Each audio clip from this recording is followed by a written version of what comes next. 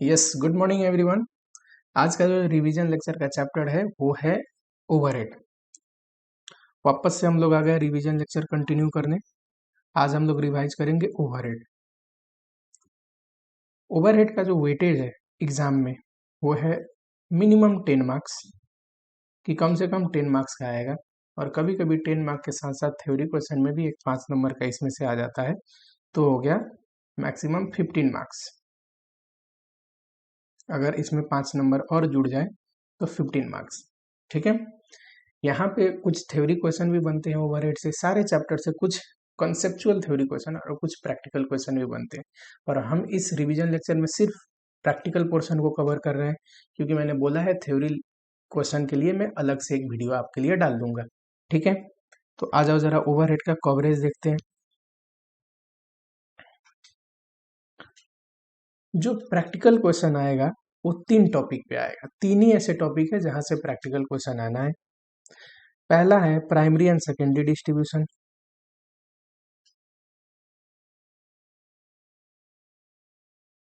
Distribution, दूसरा है absorption of overhead. ठीक, इसमें अंडर एंड ओवर रिकवरी का ट्रीटमेंट का क्वेश्चन आएगा, प्रैक्टिकल क्वेश्चन सप्लीमेंट्री रेट लगा के। अब बताइए। थर्ड वन है मशीन आवर रेट, कि मशीन आवर रेट का क्वेश्चन आ सकता है। 3 ही टॉपिक से प्रैक्टिकल क्वेश्चन बनते हैं ओवरहेड पे। ठीक, चलो ओवरहेड क्या होता है तो देखो, एक्सपेंडिचर 2 किस्म के होते हैं एक्सपेंस, एक डायरेक्ट एंड दूसरा इनडायरेक्ट। थोड़ा सा 1 मिनट बेसिक देख लेते हैं। डायरेक्ट खर्चा का मतलब वो खर्चा which is directly attributable to the product, यानी कि प्रोडक्ट पे सीधा चार्ज कर सकते हैं। हमें पता है कि पर यूनिट प्रोडक्ट के वो खर्चा कितना इनकर्ड होता है, उस खर्चे को बोलते हैं डायरेक्ट कॉस्ट। एक होता है इनडायरेक्ट कॉस्ट।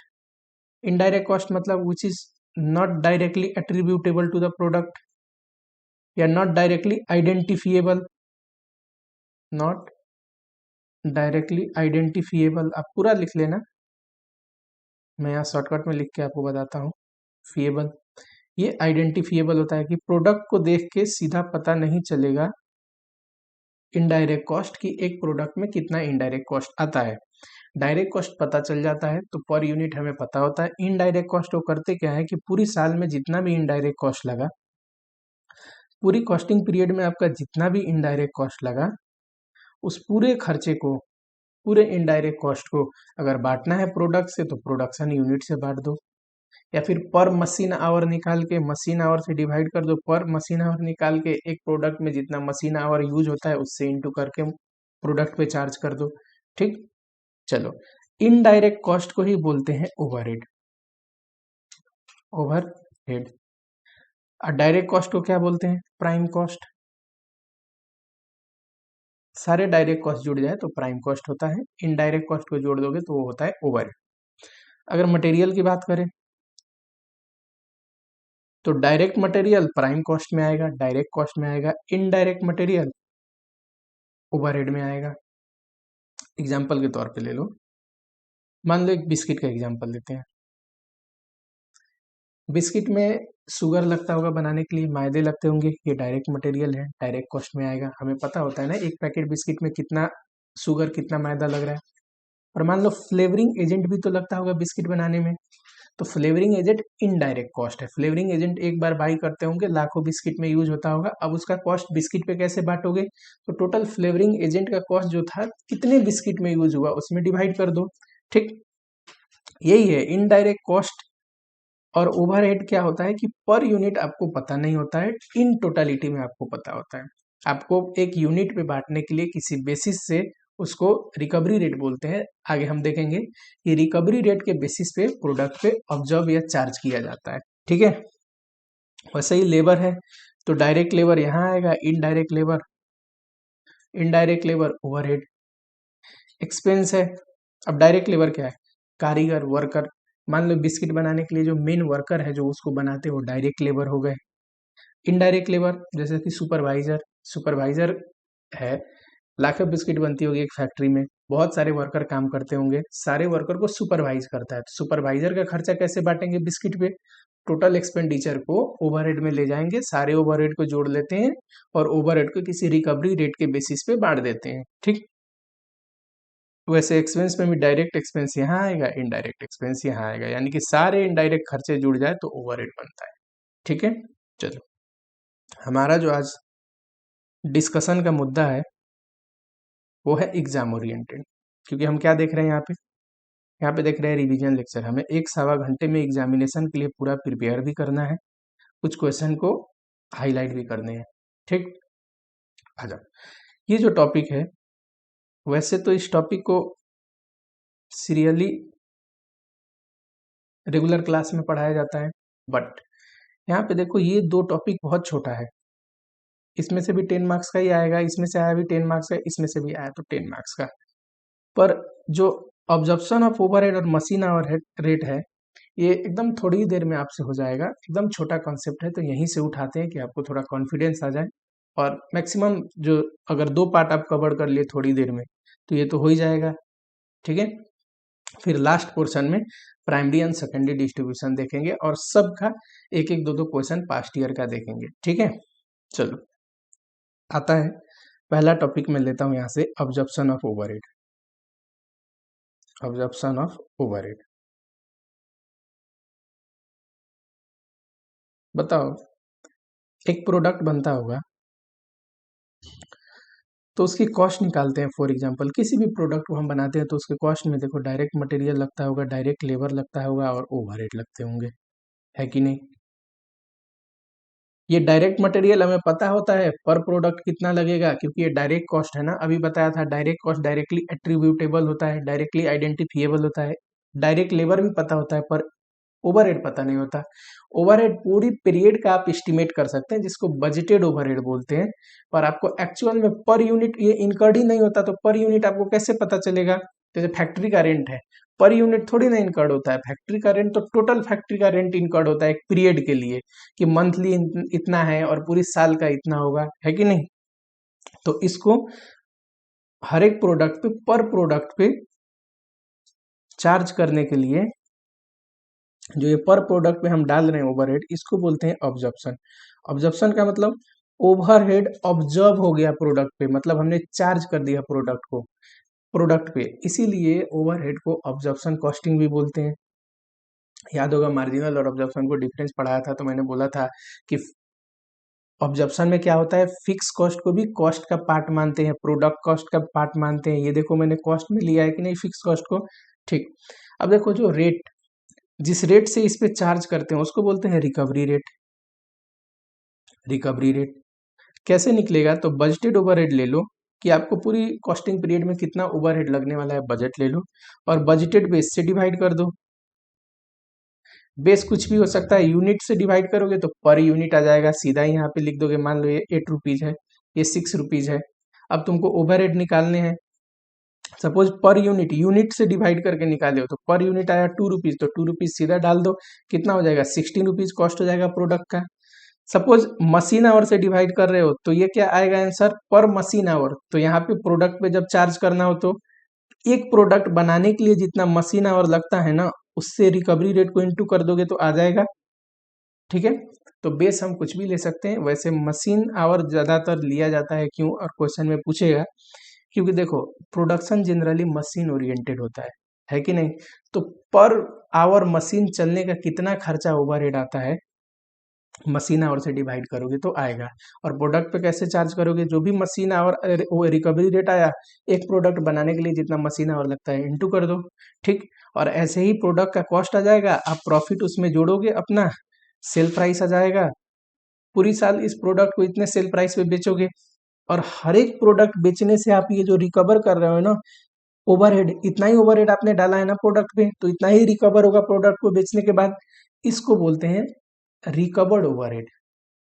रिकवर्ड ओवरहेड कैसे निकलेगा, तो सर रिकवर्ड ओवरहेड निकलेगा, रिकवरी रेट ले लो, रिकवरी रेट ये रहा, और जितने भी साल में, अब देखो रिकवरी रेट अगर मशीन आवर के पर मशीन आवर है तो मशीन आवर से इंटू करना पड़ेगा।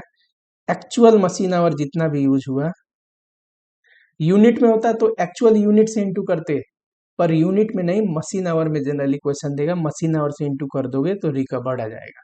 ठीक, रिकवर्ड मतलब प्रोडक्ट बेच के हमने कितना ओवरहेड को रिकवर किया। अच्छा यहाँ बताओ बजटेड ओवरहेड क्यों लेते हैं, एक्चुअल ओवरहेड क्यों नहीं लेते हैं?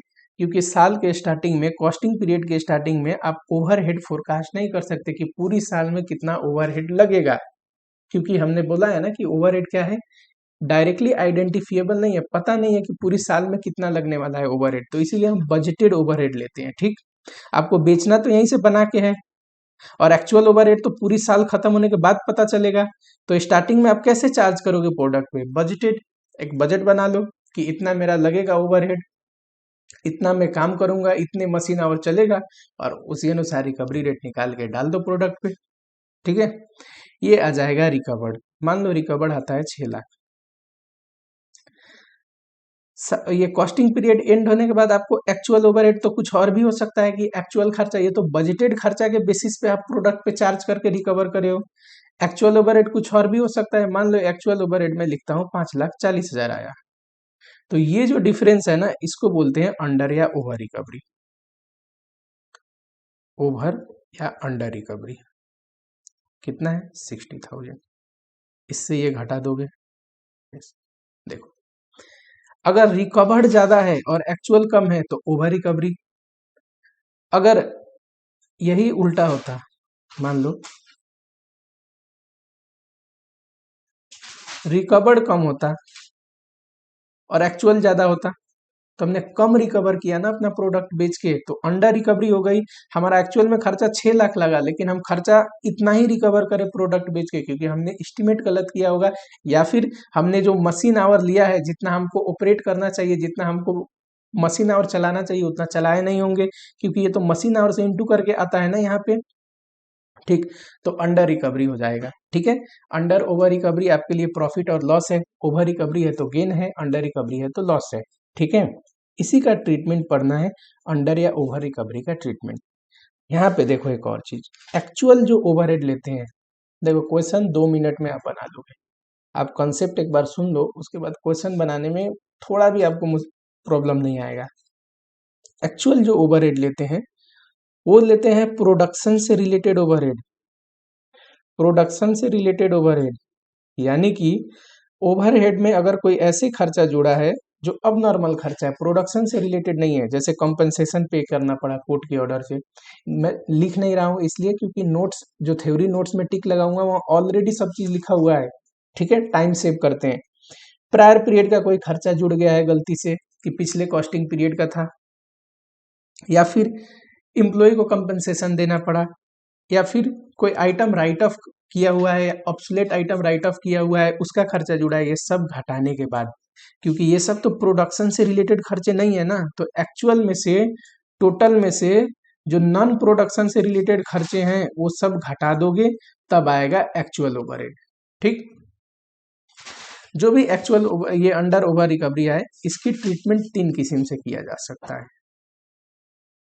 ठीक, इतने को थोड़ा सा फेयरली लिखते हैं पहले, ये जो अभी हमने पढ़ा इसको थोड़ा सा फेयर में लिखते हैं कि सर हमने पढ़ा कि रिकवर्ड लिख लूंगा पहले, अंडर ओवर रिकवरी की क्वेश्चन आएगी तो ये कैसे, recovery rate into actual machine our, अगर मशीन आवर के अनुसार रिकवरी रेट है तो लेस कर दूंगा इसमें से एक्चुअल ओवरहेड।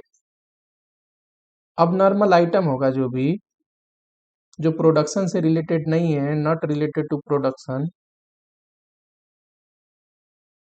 वो सारे घटा के, वो सारे घटा के, है ना, तब आ जाएगा अंडर या ओवर रिकवरी, अंडर या ओवर रिकवरी आएगा। मान लिया मैंने 60,000 था वो। ठीक, चलो, अच्छा रिकवरी रेट कैसे निकलेगा, तो सर रिकवरी रेट अभी तो हमने देखा, बजटेड ओवरहेड ले लो, अब बजटेड मशीन आवर ले लो, अगर मशीन आवर में आप निकाल रहे हो तो मशीन आवर ले लो। ठीक, तो रिकवरी रेट आ जाएगा। बजटेड ओवरहेड क्यों लेते हैं, एक्चुअल क्यों नहीं लेते, एक्चुअल में पता ही नहीं होता कॉस्टिंग पीरियड के स्टार्टिंग में। ठीक है, चलो, अंडर ओवर रिकवरी का 3 ट्रीटमेंट, 3 किस्म से इसका ट्रीटमेंट किया जा सकता है। वापस से इसको दोबारा कहाँ पे पढ़ाऊंगा, तो वापस से दोबारा पढ़ाऊंगा कॉस्ट अकाउंटिंग सिस्टम में, कि कॉस्ट अकाउंटिंग सिस्टम जब हम पढ़ेंगे तो अंडर ओवर रिकवरी का कंसेप्ट वहां पे भी आएगा। पहला ट्रीटमेंट है कॉस्टिंग पीएल में भेज दो, ट्रांसफर टू कॉस्टिंग पीएल। अगर ओवर रिकवरी है तो गेन है, कॉस्टिंग पीएल को क्रेडिट कर दो, अंडर रिकवरी लॉस है, कॉस्टिंग पीरियड को डेबिट कर दो। ठीक है। दूसरा ट्रीटमेंट है, ये पूछेगा कि अंडर ओवर रिकवरी का ट्रीटमेंट बताइए। थ्योरी में भी पूछ सकता है, प्रैक्टिकल में तो जो तीसरा मेथड है वो पूछेगा ही पूछेगा। थ्योरी में पूछेगा तो आपको तीनों मेथड के बारे में थोड़ा थोड़ा लिखना है। जो दूसरा ट्रीटमेंट है वो है transfer to suspense account. Suspense account खोल के उसमें भेज दो and carry forward to next year, next costing period. कि सर सस्पेंस अकाउंट खोल के उसमें अंडर ओवर रिकवरी बैलेंस बीडीसीडी करके हमेशा भेज देते हैं, अगले साल ट्रांसफर करेंगे, अगले साल भी जो अंडर ओवर रिकवरी होगी उसी अकाउंट में भेज देंगे, उससे अगले साल फिर उसी अकाउंट में भेज देंगे। ऑटोमेटिक प्लस माइनस वो अकाउंट होता रहेगा। जब जब ओवर रिकवरी होगा अकाउंट में पॉजिटिव बैलेंस जाएगी, जब जब अंडर होगा अकाउंट में से घटते जाएगा। ठीक, ऐसे ही हर एक साल कैरी फॉरवर्ड करेंगे। तीसरा जो मेथड है, ये जो 60,000 है अंडर ओवर रिकवरी, इसका ट्रीटमेंट करने का, वो है supplementary rate. Use of supplementary rate, supplementary rate का यूज करना। ठीक, सप्लीमेंट्री रेट कैसे यूज करते हैं सर? सप्लीमेंट्री रेट निकलता है, सप्लीमेंट्री रेट निकालने से पहले देखो यहाँ पे आ जाते हैं। 60,000 है हमारे केस में अंडर ओवर रिकवरी, मान लेते हैं अंडर रिकवरी है, फॉर एग्जांपल अंडर रिकवरी है, हम कम रिकवर करें, हमारे को नुकसान हो गया, अंडर रिकवरी, अंडर रिकवर 60,000। इसके आपको दो हिस्से करने हैं, एक अबनॉर्मल, कि अंडर रिकवरी कोई ऐसी रीजन से हुई जो अबनॉर्मल रीजन है, और एक balance, for example defective management policy, for example accident हो गया था, फॉर एग्जांपल फायर हो गया था। ठीक, डिफेक्टिव मैनेजमेंट पॉलिसी वाला तो हमेशा क्वेश्चन में पूछेगा कि प्लानिंग में डिफॉल्ट आ गया, पॉलिसी में डिफेक्टिव था, पॉलिसी हम सही नहीं कर पाए, इस वजह से हमने अंडर रिकवरी कर लिया, तो उसको अब नॉर्मल पोर्शन को आप क्या करोगे? मान लो ये 1/4 है, तो 60,000 का 1/4 कितना होता है? 15,000। ये क्या करोगे आप? ये कॉस्टिंग पीएल में भेज दोगे सीधा। अंडर रिकवरी है तो डेबिट हो जाएगा कॉस्टिंग पीएल में, लॉस है डेबिट साइड में आएगा, ओवर रिकवरी होगा क्रेडिट हो जाएगा कॉस्टिंग पीएल में। बैलेंस जो है 45,000, ये जो 45,000 है इस पे आप सप्लीमेंट्री रेट लगाओगे। सप्लीमेंट्री रेट कैसे निकलता है? सप्लीमेंट्री रेट निकलता है जो भी बैलेंस अंडर ओवर रिकवरी आपको ट्रीटमेंट करना है उसको, वैसे तो होता है बेस से डिवाइड करना, बट यहाँ पे बेस हम लेंगे प्रोडक्शन यूनिट, तो मैं सीधा प्रोडक्शन यूनिट लिख देता हूँ। प्रोडक्शन यूनिट से अगर कर दोगे तो आपको पर यूनिट आ जाएगा, है ना। प्रोडक्शन यूनिट से अगर आप डिवाइड कर दोगे सप्लीमेंट्री रेट को निकालने के लिए, ये अंडर ओवर रिकवरी को, तो पर यूनिट अंडर ओवर रिकवरी आ जाएगा। अच्छा, प्रोडक्शन यूनिट कैसे निकलता होगा जरा बताओ? सेम इसी सीक्वेंस में हम बनाएंगे क्वेश्चन को। 100% कोई ऐसी क्वेश्चन में पॉइंट नहीं हो सकता जो आपको कंफ्यूजन दे। प्रोडक्शन यूनिट कैसे निकलता है? तो प्रोडक्शन यूनिट निकलता है सर, सेल्स ले लीजिए, उसमें क्लोजिंग स्टॉक जोड़ दीजिए। क्लोजिंग स्टॉक देखो फिनिश गुड्स का भी हो सकता है और WIP का भी हो सकता है, पर WIP का देखो, WIP तो क्या है कि सेमी फिनिश गुड्स की कुछ परसेंटेज कंप्लीट है, तो उसका जो भी यूनिट होगा ना, परसेंटेज कंप्लीशन इनटू करके एक्चुअल इक्विवेलेंट यूनिट यहाँ पे लेना है। ठीक, कुछ ओपनिंग स्टॉक होता है तो वो घटता है, sale plus closing minus opening is production, पर ओपनिंग स्टॉक क्वेश्चन में देता नहीं है, तो आप इतना याद रखो कि ऐसे प्रोडक्शन निकाल लोगे, यही यूनिट यहाँ पे ले जाके डिवाइड करोगे। अगर मान लो सेल्स यूनिट होता 18,000, फिनिश गुड्स होता 4,000, और ये बोलता है WIP 8,000 है बट 50% कंप्लीटेड है, तो कितना आता है? ये भी 4,000, कितना हो जाता? 26,000, और यहाँ क्या डिवाइड करते? 26,000 पर यूनिट आ जाता। जब पर यूनिट आ जाए तो इन यूनिट पे बांट दो। सेल्स पर यूनिट मान लो यहाँ कितना आएगा? 45,000 डिवाइड बाई 26,000। मैंने हाइपोथेटिकल फिगर लिया है इसीलिए पॉइंट में आ रहा है, आपके एग्जामिनेशन में एकदम फिगर ऐसा देगा कि पॉइंट में नहीं आएगा। चलो अब सेल्स यूनिट में इंटू करोगे तो देखो ये चला जाएगा कॉस्ट ऑफ गुड्स सोल्ड में, इन दोनों में ये इंटू करोगे तो ये चले जाएंगे इनके कॉस्ट में। अंडर रिकवरी, जो अंडर रिकवरी है वो जाके कॉस्ट में ऐड होता है, क्यों, ये भी लॉस है ना, एक किस्म का कॉस्ट है, जाके कॉस्ट में ऐड होगा। सेल यूनिट के कॉस्ट ऑफ गुड्स सोल्ड में चला जाता है सेल्स यूनिट तो कॉस्ट ऑफ गुड्स सोल्ड में ऐड होगा, इनका क्लोजिंग स्टॉक बचा है तो उनके कॉस्ट में ऐड हो जाएगा। ओवर रिकवरी गेन है, ओवर रिकवरी क्या है, हमारे लिए गेन है, प्रॉफिट है, तो कॉस्ट का रिड्यूस करेगा प्रॉफिट, तो कॉस्ट में जाके डिडक्ट करेंगे, कॉस्ट रिड्यूस हो जाएगा उतने से। ठीक है, चलो क्या क्या पढ़ा हमने, रिकवर्ड ले लेंगे, एक्चुअल घटाएंगे तो अंडर ओवर रिकवरी आ जाएगी। एक्चुअल में प्रोडक्शन से रिलेटेड सिर्फ लेना है, और कोई अदर एक्सपेंस एक्चुअल में जुड़ा है, जैसे प्रायर पीरियड कोर्ट के ऑर्डर से पेमेंट करनी पड़ी, एम्प्लॉय को कंपनसेशन देना पड़ा, स्ट्राइक की वजह से कोई कोर्ट अवार्ड आया जिसकी वजह से हमें पेमेंट करनी पड़ी, प्रायर पीरियड का खर्चा है, सब हटा के एक्चुअल प्रोडक्शन से रिलेटेड अंडर ओवर रिकवरी आएगी। अंडर ओवर रिकवरी पे सप्लीमेंट्री रेट कैसे यूज होता है, दो हिस्सा करेंगे, एक तो अब नॉर्मल कि हमारी गलतियों की वजह से, अब नॉर्मल रीजन की वजह से हुई तो कॉस्टिंग पीएल में डालेंगे, उसका तो कोई उपाय नहीं है। ठीक, कॉस्टिंग पीएल में कैसे, तो पहले वो दिया रहेगा आपको कि 1/3 1/4 कितना है, ठीक, उसमें क्या क्या रीजन हो सकते हैं, फायर की वजह से हुआ, एक्सीडेंट की वजह से हुआ, defective management planning and policy की वजह से हुआ, और जो बैलेंस है उसको आप सप्लीमेंट्री रेट लगाओगे। सप्लीमेंट्री रेट कैसे लगता है, तो सर जो बैलेंस है उसको प्रोडक्शन यूनिट से डिवाइड कर देंगे, पर यूनिट आ जाएगा। प्रोडक्शन यूनिट कैसे निकलता है, सेल प्लस क्लोजिंग स्टॉक में फिनिश गुड्स का भी डब्ल्यूआईपी का भी लेंगे, डब्ल्यूआईपी का इक्विवेलेंट प्रोडक्शन लेंगे, ठीक, यूनिट में इंटू करके आ जाके प्रोडक्शन यूनिट आ जाएगा, पर यूनिट आ जाएगा, और पर यूनिट आएगा तो सेल्स वाले यूनिट पे इंटू कर दोगे, सारे यूनिट पे, सेल्स वाला कहाँ चला जाएगा, कॉस्ट ऑफ गुड्स सोल्ड में, और ये जो है फिनिश गुड्स और डब्ल्यूआईपी इनके कॉस्ट में ऐड हो जाएगा। ऐड होते हैं तब जब अंडर रिकवरी है, लॉस है, तो कॉस्ट में जाके ऐड हो जाएंगे ना, और ओवर रिकवरी है तो कॉस्ट को रिड्यूस करते हैं, जाके डिडक्ट हो जाएगा।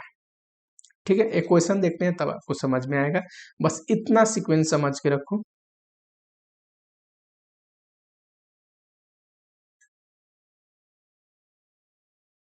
अच्छा देखो, ये है सिलेबस अपना। कवरेज में प्राइमरी एंड सेकेंडरी डिस्ट्रीब्यूशन, मैंने बोला ये पढ़ना है हमें, यहाँ से प्रैक्टिकल क्वेश्चन आएगा। अभी हम ये पढ़ रहे थे अंडर एंड ओवर रिकवरी का ट्रीटमेंट, अभी मैंने बताया तीन, एक तो कॉस्टिंग पीएल में, दूसरा सस्पेंस अकाउंट क्रिएट करके हम ट्रांसफर कर देंगे अगले कॉस्टिंग पीरियड के लिए, एंड थर्ड ट्रीटमेंट क्या था, supplementary rate. Recovery rate calculation मैंने आपको बता दिया, बजटेड ओवरहेड को बजटेड बेस से डिवाइड करोगे, रिकवरी रेट आ जाएगा। टाइप्स ऑफ रिकवरी रेट भी है थ्योरी क्वेश्चन के लिए, थ्योरी लेक्चर में कवर करेंगे। ऑब्जर्प्शन ऑफ ओवरहेड का मतलब क्या होता है, ओवरहेड को प्रोडक्ट पे चार्ज करना, है ना, उसको बोलते हैं ऑब्जर्प्शन, ऑब्जर्व करवा दिया प्रोडक्ट पे, इसीलिए इसकी ऑब्जर्प्शन बेस्ड, इसको ऑब्जर्प्शन कॉस्टिंग भी बोलते हैं ओवरहेड को। ठीक है, चलो ये मैंने आपको टिक करा दिया, ये हमें पढ़ना है, मशीना और पढ़ना है, और पहला प्राइमरी एंड सेकेंडरी डिस्ट्रीब्यूशन पढ़ना है प्रैक्टिकल क्वेश्चन के लिए। ठीक है, आ जाए क्वेश्चन देखते हैं फटाक से यहाँ पे। चलो ये रहा, एग्जाम में आया है 10 मार्क्स का क्वेश्चन, पर इससे भी थोड़ा बढ़िया क्वेश्चन मैं इसके नीचे रखा हूँ, एडिशनल क्वेश्चन फॉर प्रैक्टिस। अगर ये हम बना लिए तो ऊपर तो इससे भी आसान क्वेश्चन है, आराम से आप बना लोगे। ठीक, एडिशनल क्वेश्चन फॉर प्रैक्टिस है, इसको जरा पढ़ते हैं। ये यहाँ पे पीक्यू मैन्युफैक्चरर और small scale enterprises produces single product and has adopted recovery rate, has adopted policy to recover production overhead, हम प्रोडक्शन ओवरहेड को रिकवर करते हैं ना रिकवरी रेट के बेसिस पे, by adopting single blanket rate. एक देखो सिंगल रेट होता है, एक मल्टीपल रेट होता है, सिंगल रेट को ब्लैंकेट रेट भी बोलते हैं, मल्टीपल रेट को डिपार्टमेंट, मतलब पूरी फैक्ट्री को एक ही रेट से ऑब्जर्व किया तो सिंगल रेट बोलते हैं उसको। ठीक, ये नॉर्मल मैं थ्योरी लेक्चर में आपको पढ़ा दूंगा। मशीन आवर के बेसिस पे, मशीन आवर के बेसिस पे तो रिकवरी रेट कैसे निकलेगा सर, बजटेड ओवरहेड, और नीचे क्या लेना है, budgeted machine our, budgeted machine our दिया हुआ है, बजटेड प्रोडक्शन ओवरहेड इतना और बजटेड मशीन आवर इतना, तो रिकवरी रेट निकल जाएगा। इसको इरेज कर दूं, यहीं पे लिख लेते हैं, रिकवरी रेट निकल जाएगा। सर बजटेड मशीन आवर दिया है 10,08,000 एंड बजटेड मशीन आवर दिया है 96,000, डिवाइड करो 10.5 आना चाहिए, 10.5। अब हमारे सॉल्यूशन में हम क्या करते हैं, सबसे पहले लिखते हैं रिकवर्ड, है ना, वो तो मैंने निकाल लिया। कैसे, recovery rate 10.5 into actual machine our, याद करो मैंने क्या पढ़ा था, एक्चुअल मशीन आवर, है ना, एक्चुअल मशीन आवर यहाँ दिया है, एक्चुअल मशीन आवर कितना है, तो 48,000, 48,000 से इंटू करोगे कितना आएगा जरा देखो,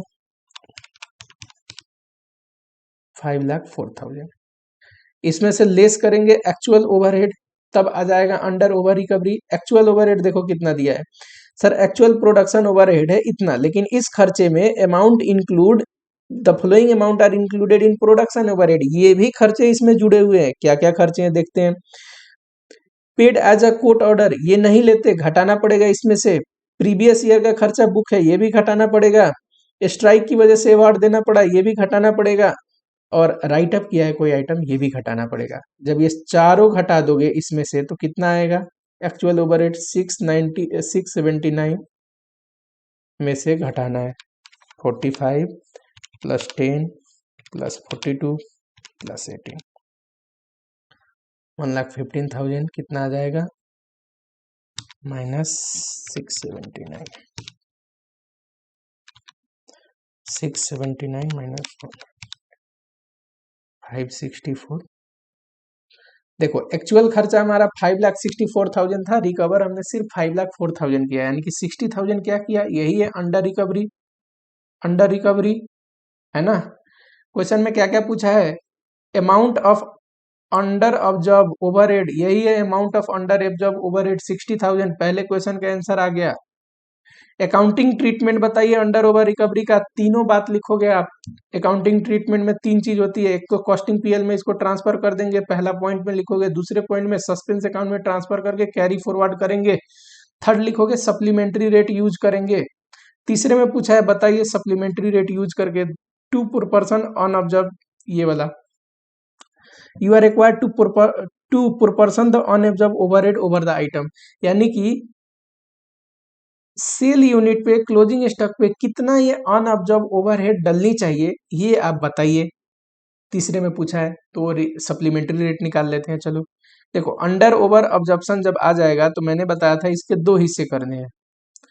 पहला कि कोई ऐसी रीजन से तो नहीं है जिसको मैं अब नॉर्मल कह रहा हूं, तो देखते हैं जरा क्वेश्चन में क्या बोला है। क्वेश्चन में बोला है, it is revealed from the analysis of information that 1/4 of the under absorption was due to defective production policy and balance was attributable to increase in cost। कह रहा है इसका 1/4 जो है, 1/4 कितना आएगा 60,000 का, 15,000। अब बैलेंस कितना आएगा सर, बैलेंस आएगा 45,000। कह रहा है 45,000 को आप कॉस्ट पे डालिए, अंडर अंडर ऑब्जर्प्शन है तो क्या होगा, कॉस्ट में जाके ऐड होगा। पर ये 15,000 बोल रहा है हमारे डिफेक्टिव पॉलिसी की वजह से हुई है, ये भी कॉस्टिंग पीएल में जाएगा। इस 45,000 पे आपको सप्लीमेंट्री रेट लगाना है। सप्लीमेंट्री रेट का फॉर्मूला क्या है, तो ये 45,000 ऊपर ले लो, डिवाइड बाई प्रोडक्शन यूनिट, है ना। प्रोडक्शन यूनिट देखते हैं, चलो आ जाओ। कह रहा है प्रोडक्शन हुआ था 22,000 फिनिश गुड्स का, WIP में 16,000 पड़े हैं बट 50% कंप्लीटेड है, तो इक्विवेलेंट कितना हो जाएगा, 16,000 इंटू 50%, 8,000। और सेल हो गया है फिनिश गुड्स का 18,000। अब फिनिश गुड्स बने 22,000 थे, देखो सेल्स 18 हो गया है, क्लोजिंग स्टॉक फिनिश गुड्स का, तो इसको इरेजर को छोटा करते हैं थोड़ा, सेल्स कितना हो गया है, तो सेल्स सर हुआ है 18,000, क्लोजिंग स्टॉक फिनिश गुड्स का कितना है, अब देखो 22,000 बने थे जिसमें से 18,000 बिक गया, तो 4,000 होगा, 4,000 होगा कि नहीं। और यहाँ पे देखो ये तो फिनिश गुड्स का हो गया, WIP का कैसे निकलेगा, तो WIP का हमने बोला है ना कि टोटल 16,000 है, 50% कंप्लीटेड है, तो 8,000 ये हो गया। टोटल आप जोड़ दो, प्रोडक्शन यूनिट कितना आता है, 18,000 प्लस 4 प्लस 8, 30,000। 30,000 डिवाइड करोगे तो 1.5 आएगा सप्लीमेंट्री रेट, सप्लीमेंट्री रेट 1.5 आएगा। उसके बाद आप क्या करोगे, बांट दोगे तीनों पे, यहाँ पे लिखोगे पर्टिकुलर्स, यहाँ पे यूनिट, यहाँ पे रुपीज। पर्टिकुलर्स में एक सेल्स, इसका 18,000 है, रुपीज में कितना आएगा, तो 18,000 में सप्लीमेंट्री रेट ऐड कर दो, सॉरी इंटू कर दो, 18,000 इंटू 1.5, 27, वैसे ही फिनिश गुड्स, वैसे ही WIP। फिनिश इसका 8000 ले लो, इसका 4000 ले लो, ये 6000 हो जाएगा, 12000 हो जाएगा। ठीक, ऐसे करोगे। इतना है बस क्वेश्चन। स्टेप याद रखना, पहले रिकवर्ड लेंगे, फिर एक्चुअल घटा देंगे। रिकवर्ड में recovery rate into actual machine our, actual में अब नॉर्मल वाला घटा के फिर जो भी अंडर ओवर रिकवरी आएगी उसके दो हिस्से करेंगे।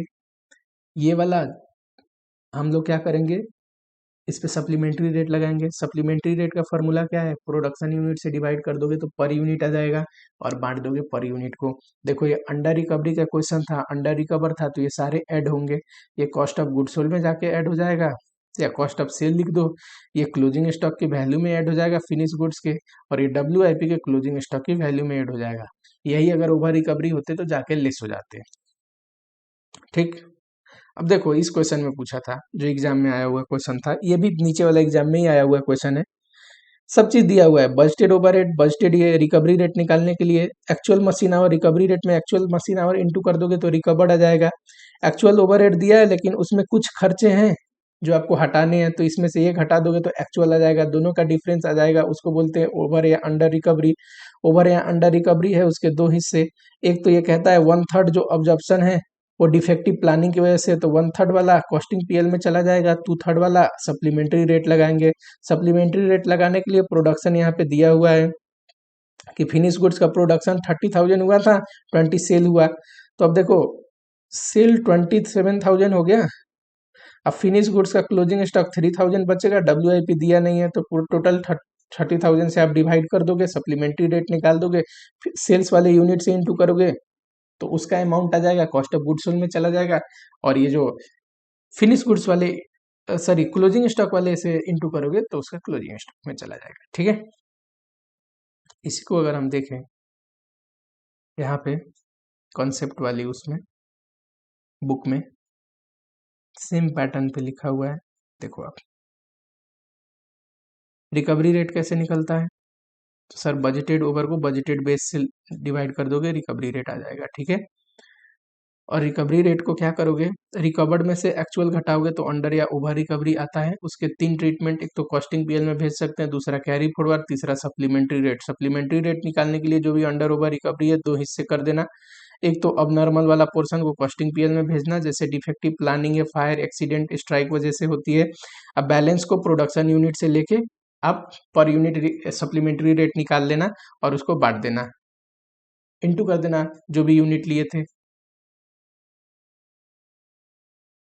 सेल्स वाला कॉस्ट ऑफ गुड्स सोल्ड में चला जाएगा और क्लोजिंग स्टॉक वाले क्लोजिंग स्टॉक में चले जाएंगे। ठीक है, चलो पहला हिस्सा कंप्लीट हुआ अपना। यहाँ पे जो 3 पॉइंट था इसमें से एक पॉइंट हमने कंप्लीट कर दिया।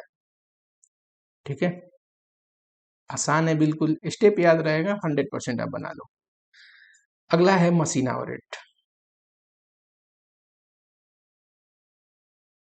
सेकेंड जो क्वेश्चन आएगा वो आएगा सर मशीन आवर रेट पे। मशीन आवर रेट इतना आसान चैप्टर है, 3 वेराइटी के क्वेश्चन है, एकदम फिक्स पैटर्न है। आप लोगों को क्यों मुश्किल लगता है ये चैप्टर, एकदम फिक्स पैटर्न पे है। अगर आप इस पैटर्न को याद रखते हैं, कॉन्सेप्चुअल क्लियरिटी है आप में, तो 100% करेक्ट आंसर करके आओगे। अगला है मशीन आवर रेट। देखो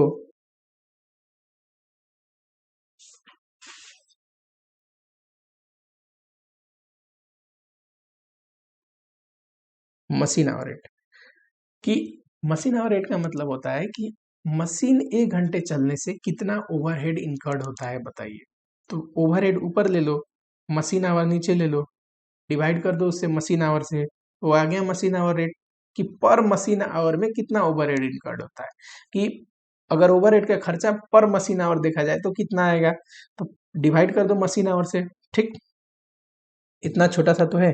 अब बारी बारी देखते हैं ओवरहेड में क्या आता है। अगर देखो ये एनुअल लोगे, मान लो ओवरहेड पर एनम ले रहे हो तो मशीन आवर भी आपको पर एनम लेना पड़ेगा, है कि नहीं। मान लो ओवरहेड आप पर मंथ ले रहे हो, अगर आप ओवरहेड पर मंथ ले रहे हो तो मशीन आवर भी आपको पर मंथ लेना पड़ेगा। क्वेश्चन में पर एनम ले सकते हो या पर मंथ ले सकते हो, एज योर विश। ज्यादातर खर्चे पर एनम होता है, पर एनम ही ले लेना, पूरी साल का मशीन और पूरे साल का ओवरहेड डिवाइड कर देना। ठीक है, चलो ये ओवरहेड है, OH मैंने शॉर्टकट में लिखा हुआ है। चलो ओवरहेड में देखो क्या आता है, टोटल ओवरहेड लेना है। एक तो फिक्स ओवरहेड आता है जिसको हम स्टैंडिंग चार्जेस भी बोलते हैं, है ना। फिक्स में क्या क्या आएगा, तो फिक्स में आएगा सर मशीन का डेप्रिसिएशन, मशीन का इंश्योरेंस, मशीन आवर रेट की टोटल मशीन का जो कॉस्ट है, टोटल जो ओवरहेड है उसको पर मशीन आवर कितना खर्चा आएगा। ठीक, तो ओवरहेड का दो हिस्से, एक फिक्स और दूसरा वेरिएबल। यहाँ पे लिख लेता हूँ दूसरा वेरिएबल। वेरिएबल को रनिंग एक्सपेंस भी बोलते हैं, वेरिएबल को रनिंग एक्सपेंस भी बोल सकते हो आप।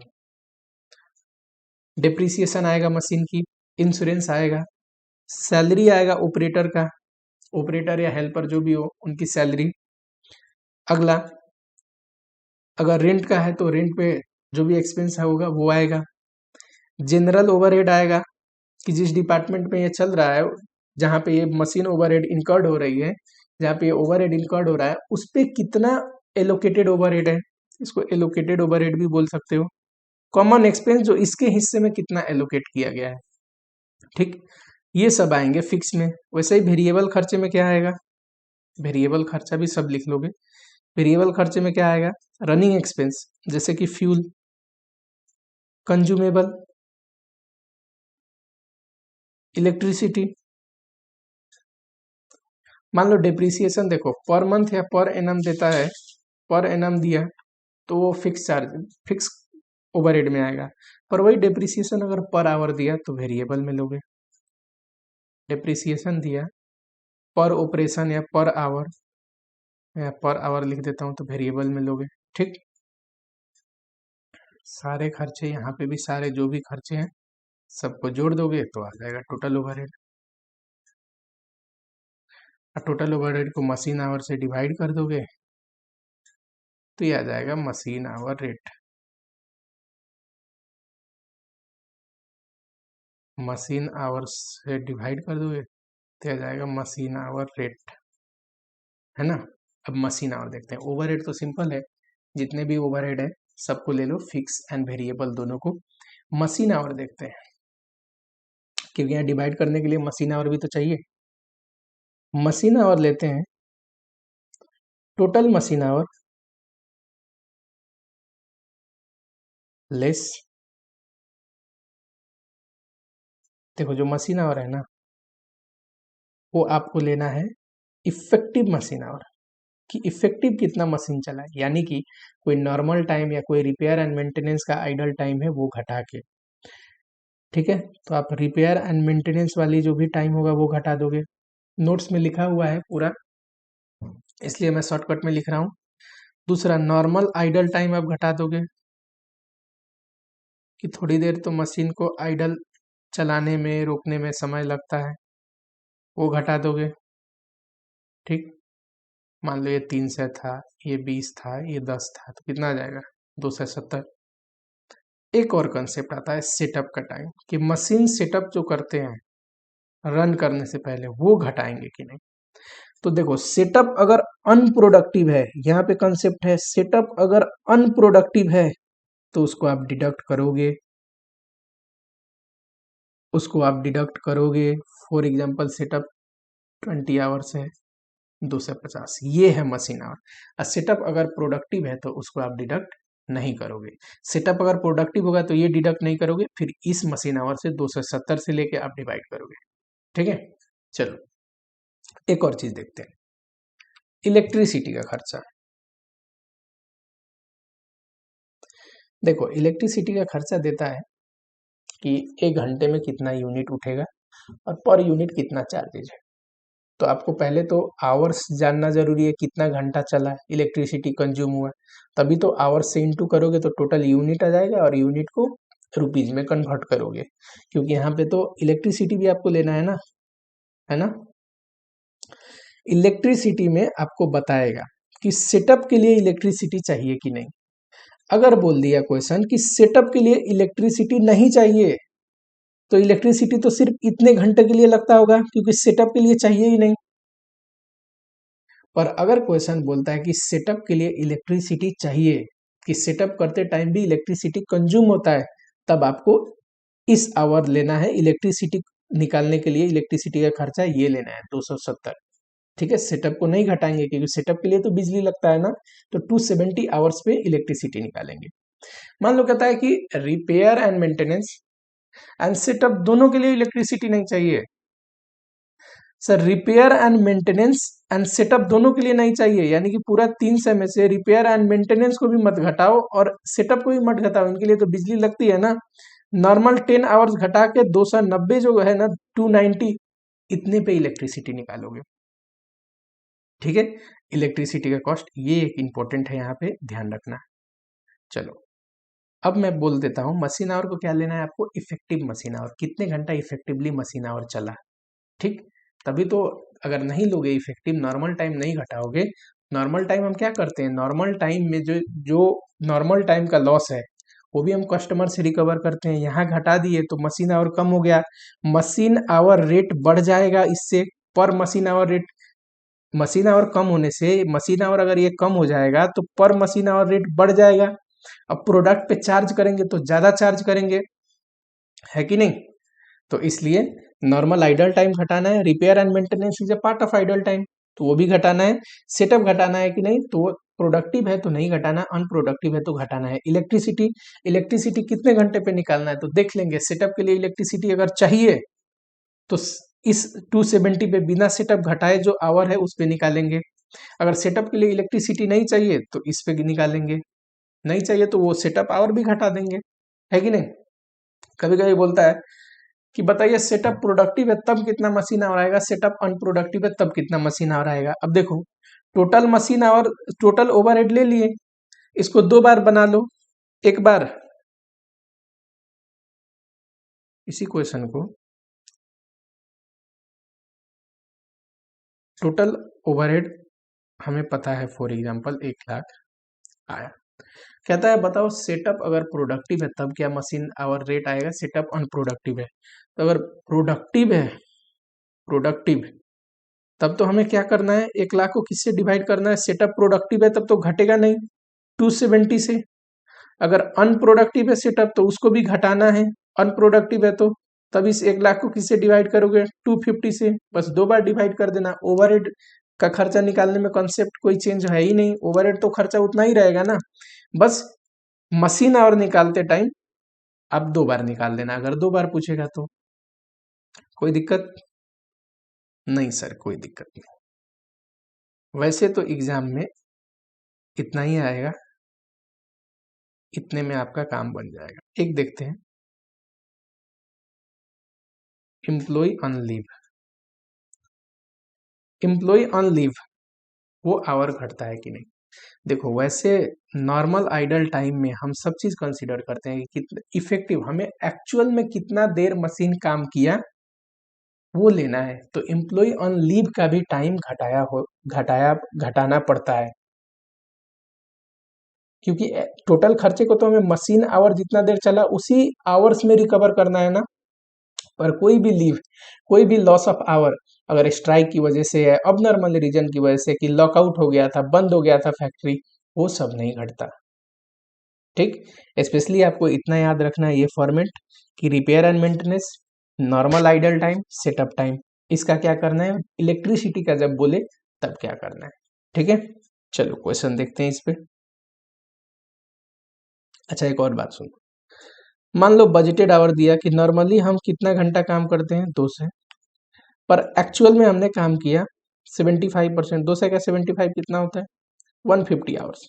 तो मशीन आवर ये 150 आवर्स है, जितना हम एक्चुअल में मशीन पे काम करे हैं उतने ही घंटे से डिवाइड करेंगे ना मशीन आवर निकालने के लिए, उतने ही घंटे के आवर्स में हमें चार्ज करके रिकवर करना है पूरा ओवरहेड। इसलिए ये एक्चुअल वाले से आप एक्चुअल वाला machine our overhead, machine hour rate के लिए लोगे। ठीक है, चलो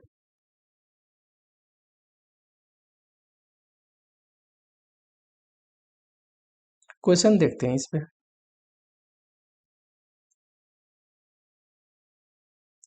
यही मैंने यहाँ पे लिखा हुआ है, अगर आप मशीन आवर का कंसेप्ट देखो तो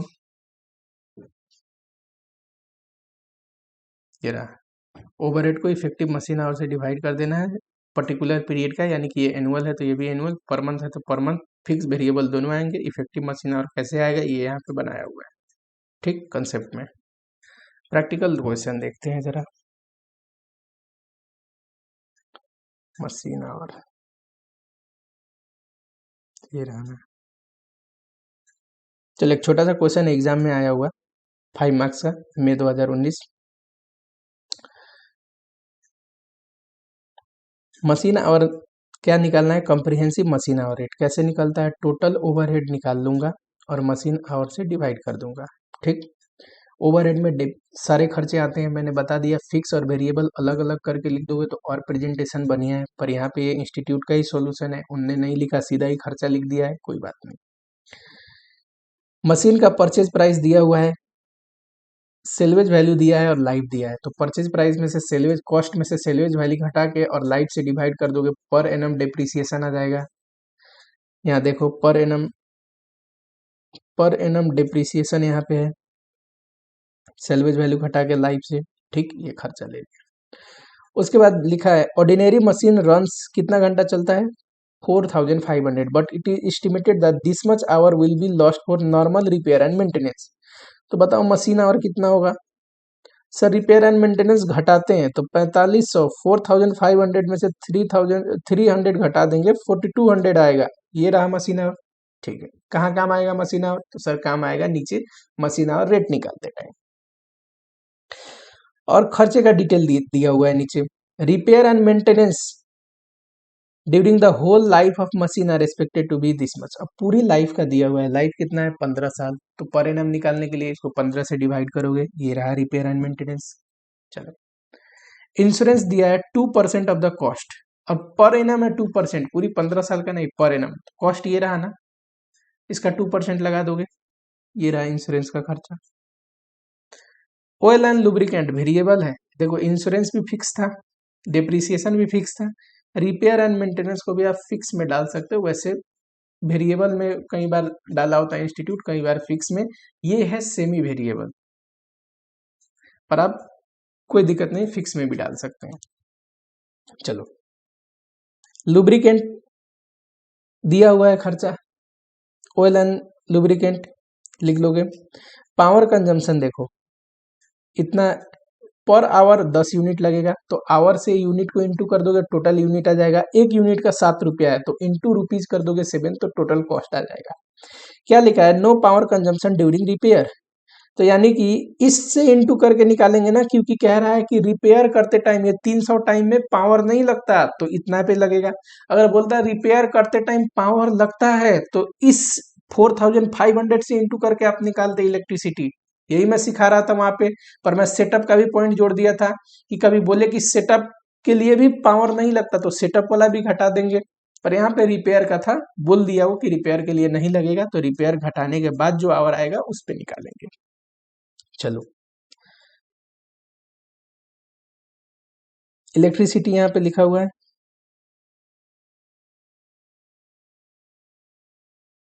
पावर कंजम्पशन, पावर का खर्चा। उसके बाद सैलरी दिया है पर मंथ, अब पर मंथ दिया है तो इंटू 12 करोगे तो पर एनम हो जाएगा। और उसके बाद बोलता है कि जो ऑपरेटर की सैलरी है 1/3 इस मशीन को देता है, हो सकता है एक ऑपरेटर 2 या 3 मशीन पे काम करता हो, तो 1/3 देता है, तो उसकी पूरी सैलरी का 1/3 हिस्सा यहाँ पे एलोकेट करेंगे, ठीक, पोर्शन करेंगे, पूरी सैलरी निकालोगे 1/3 हिस्सा, और टोटल ओवरहेड आ जाएगा, मशीन आवर से डिवाइड कर दो, मशीन आवर। 5 मार्क्स का क्वेश्चन था, मुझे लगता है हार्डली देखो 5 मिनट भी नहीं लगे होंगे, अगर कोई बच्चा अच्छे से मतलब कॉन्सेप्चुअली पढ़ा है फटाफट बना सकता। एक दूसरा क्वेश्चन देखते हैं, एडिशनल क्वेश्चन फॉर प्रैक्टिस में है, पर वे वेरी सूनर एंड लेटर आपके एग्जाम में दिख जाएगा ये क्वेश्चन। इस क्वेश्चन में वही डेप्रिसिएशन का पॉइंट है, उसके बाद केमिकल का पॉइंट है, खर्चे आप लिख लेना, जो इंपॉर्टेंट पॉइंट है वो मैं ध्यान आपको बताना चाहता हूँ, सब चीज बनाना संभव नहीं है, रिवीजन लेक्चर है, ये इंपॉर्टेंट पॉइंट है इफेक्टिव मशीन आवर वाला। The budgeted hour is this much, total machine hour कितना है 2592, कैसे निकला है? Based on 8 hour per day and 324 day, यानी कि हम 8 घंटे काम करते हैं और 324 दिन काम करते हैं। ठीक है, कोई दिक्कत नहीं, इतना ही आएगा। This include 300 hours for plant repair and maintenance. Maintenance अगर मैं घटा दूं 3 से तो ये आ जाएगा 2292। ओके, और इसमें क्या जुड़ा है? सेटअप टाइम भी जुड़ा है।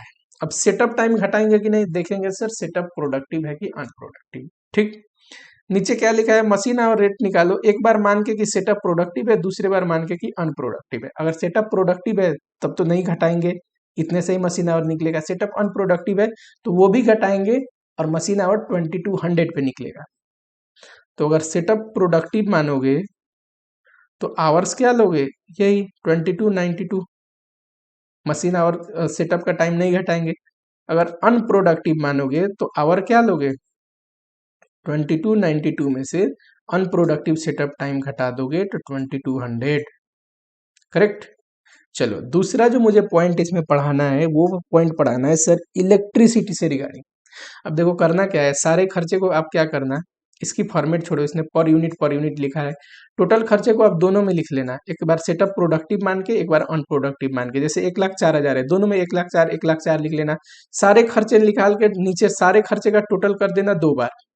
Same copy paste copy paste copy paste, और लास्ट में दोनों टाइम से डिवाइड कर देना। एक बार ये प्रोडक्टिव दोनों आवर से डिवाइड कर देना, एक बार ये जो प्रोडक्टिव है 2292 और एक बार अनप्रोडक्टिव आ जाएगा। ठीक, इलेक्ट्रिसिटी देखते हैं किस पे लगेगा। Electricity used by machine during the production is 16 unit per hour, यानी कि आवर से इंटू कर दूंगा 16 यूनिट को, टोटल यूनिट आ जाएगा। और 3 रुपीज है पर यूनिट, इंटू 3 कर दूंगा, टोटल कॉस्ट आ जाएगा। अब आवर क्या लेना है? No electricity is consume during unproductive maintenance and setup time. कह रहा है मेंटेनेंस में नहीं लगता, मेंटेनेंस तो अनप्रोडक्टिव ही है। अब इलेक्ट्रिसिटी नहीं लगता तो ये तो घटा है, या ये वाला इलेक्ट्रिसिटी किस पे लगाएंगे? तो सर इलेक्ट्रिसिटी एक तो 2592 में से ये जो मेंटेनेंस घटा है, ठीक है, इस पे नहीं लग रही, घटना भी चाहिए, तो बच गया 2292। ठीक है, कह रहा है कि अनप्रोडक्टिव सेटअप टाइम पे भी नहीं लगता, यानी कि अगर सेटअप टाइम प्रोडक्टिव है तब तो यही है ना मशीन आवर रेट, तो इतने पे इलेक्ट्रिसिटी का खर्चा निकालना। अनप्रोडक्टिव है सेटअप टाइम तो इस पे भी नहीं लगता, ये भी घटा के जो ये बैलेंस है ना 22 है, इस पे इलेक्ट्रिसिटी का खर्चा निकालना। ठीक है, तब जाके इंस्टीट्यूट के अनुसार आपका आंसर मैच करेगा। यहाँ पे 2 बार आपको इलेक्ट्रिसिटी लेना है। कई बच्चों का ये क्वेरी आता है कि इंस्टीट्यूट में जो आंसर है ये वाला आंसर हम लोगों से मैच नहीं करता। ठीक है, एक बार आपको अनप्रोडक्टिव और एक बार प्रोडक्टिव लेके करना है। इलेक्ट्रिसिटी अनप्रोडक्टिव में अनप्रोडक्टिव आवर घटने के बाद जो 2200 है उस पे निकलेगा, और जो प्रोडक्टिव है उस पे 2292 पे निकलेगा। ठीक है, चलो, इस क्वेश्चन में स्पेशल पॉइंट था।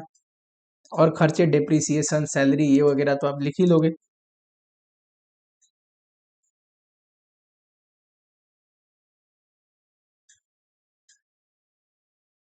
चलो, यहाँ पे भी एक अच्छा पॉइंट है।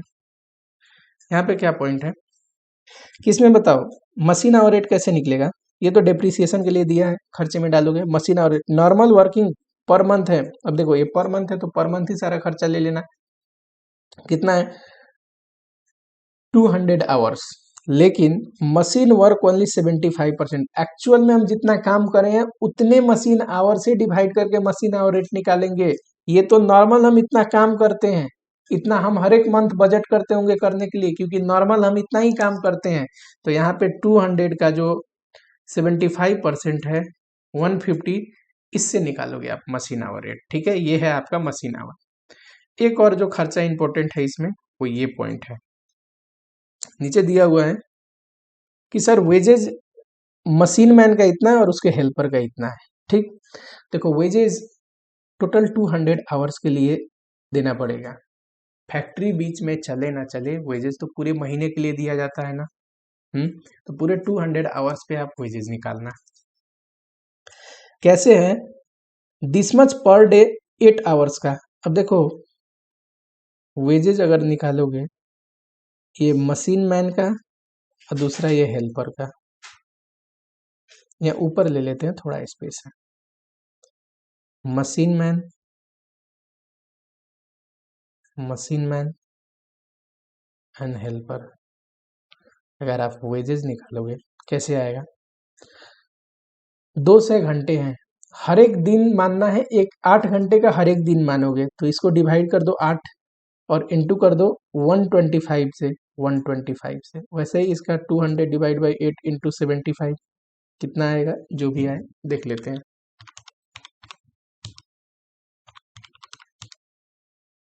3125,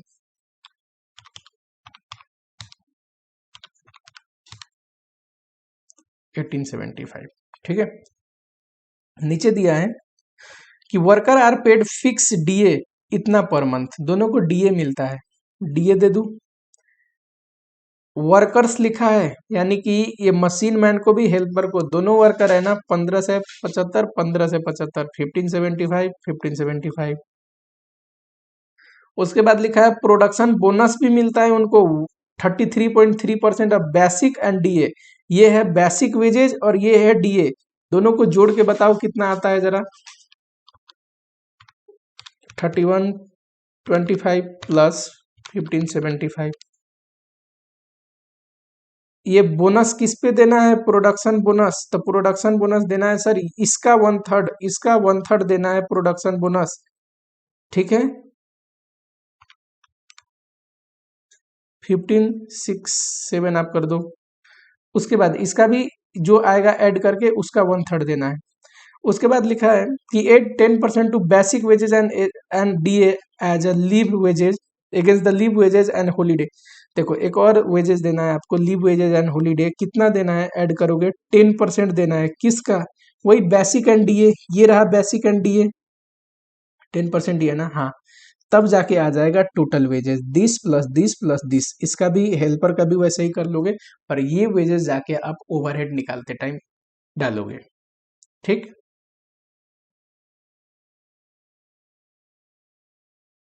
चलो मशीन आवर रेट आसान है। मशीन आवर रेट में हमने क्या पढ़ा, सर टोटल मशीन का ओवरहेड ले लो, टोटल मशीन का ओवरहेड ले लो और उसको मशीन आवर से डिवाइड कर दो।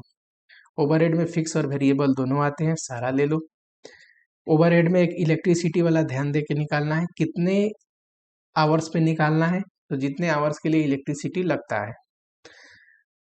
ये मशीन आवर हमेशा इफेक्टिव लेते हैं, इफेक्टिव के लिए normal idle time and repair and maintenance भी नॉर्मल आइडल टाइम का ही हिस्सा है, वो दोनों घटा देंगे। सेटअप घटाएंगे कि नहीं, तो प्रोडक्टिव हुआ तो नहीं घटाएंगे, अनप्रोडक्टिव हुआ तो घटाएंगे। ठीक, कभी दोनों तरीके से बोले निकालने को, तो एक बार घटा के जो आवर आया है उससे निकाल देंगे टोटल मशीन ये ओवरहेड को डिवाइड करके, एक बार बिना घटाए जो आवर आया है उससे निकाल देंगे। ठीक, चलो मशीन आवर रेट आसान है। थर्ड जो हमारा वेराइटी है, जो आज का लास्ट टॉपिक है, वो है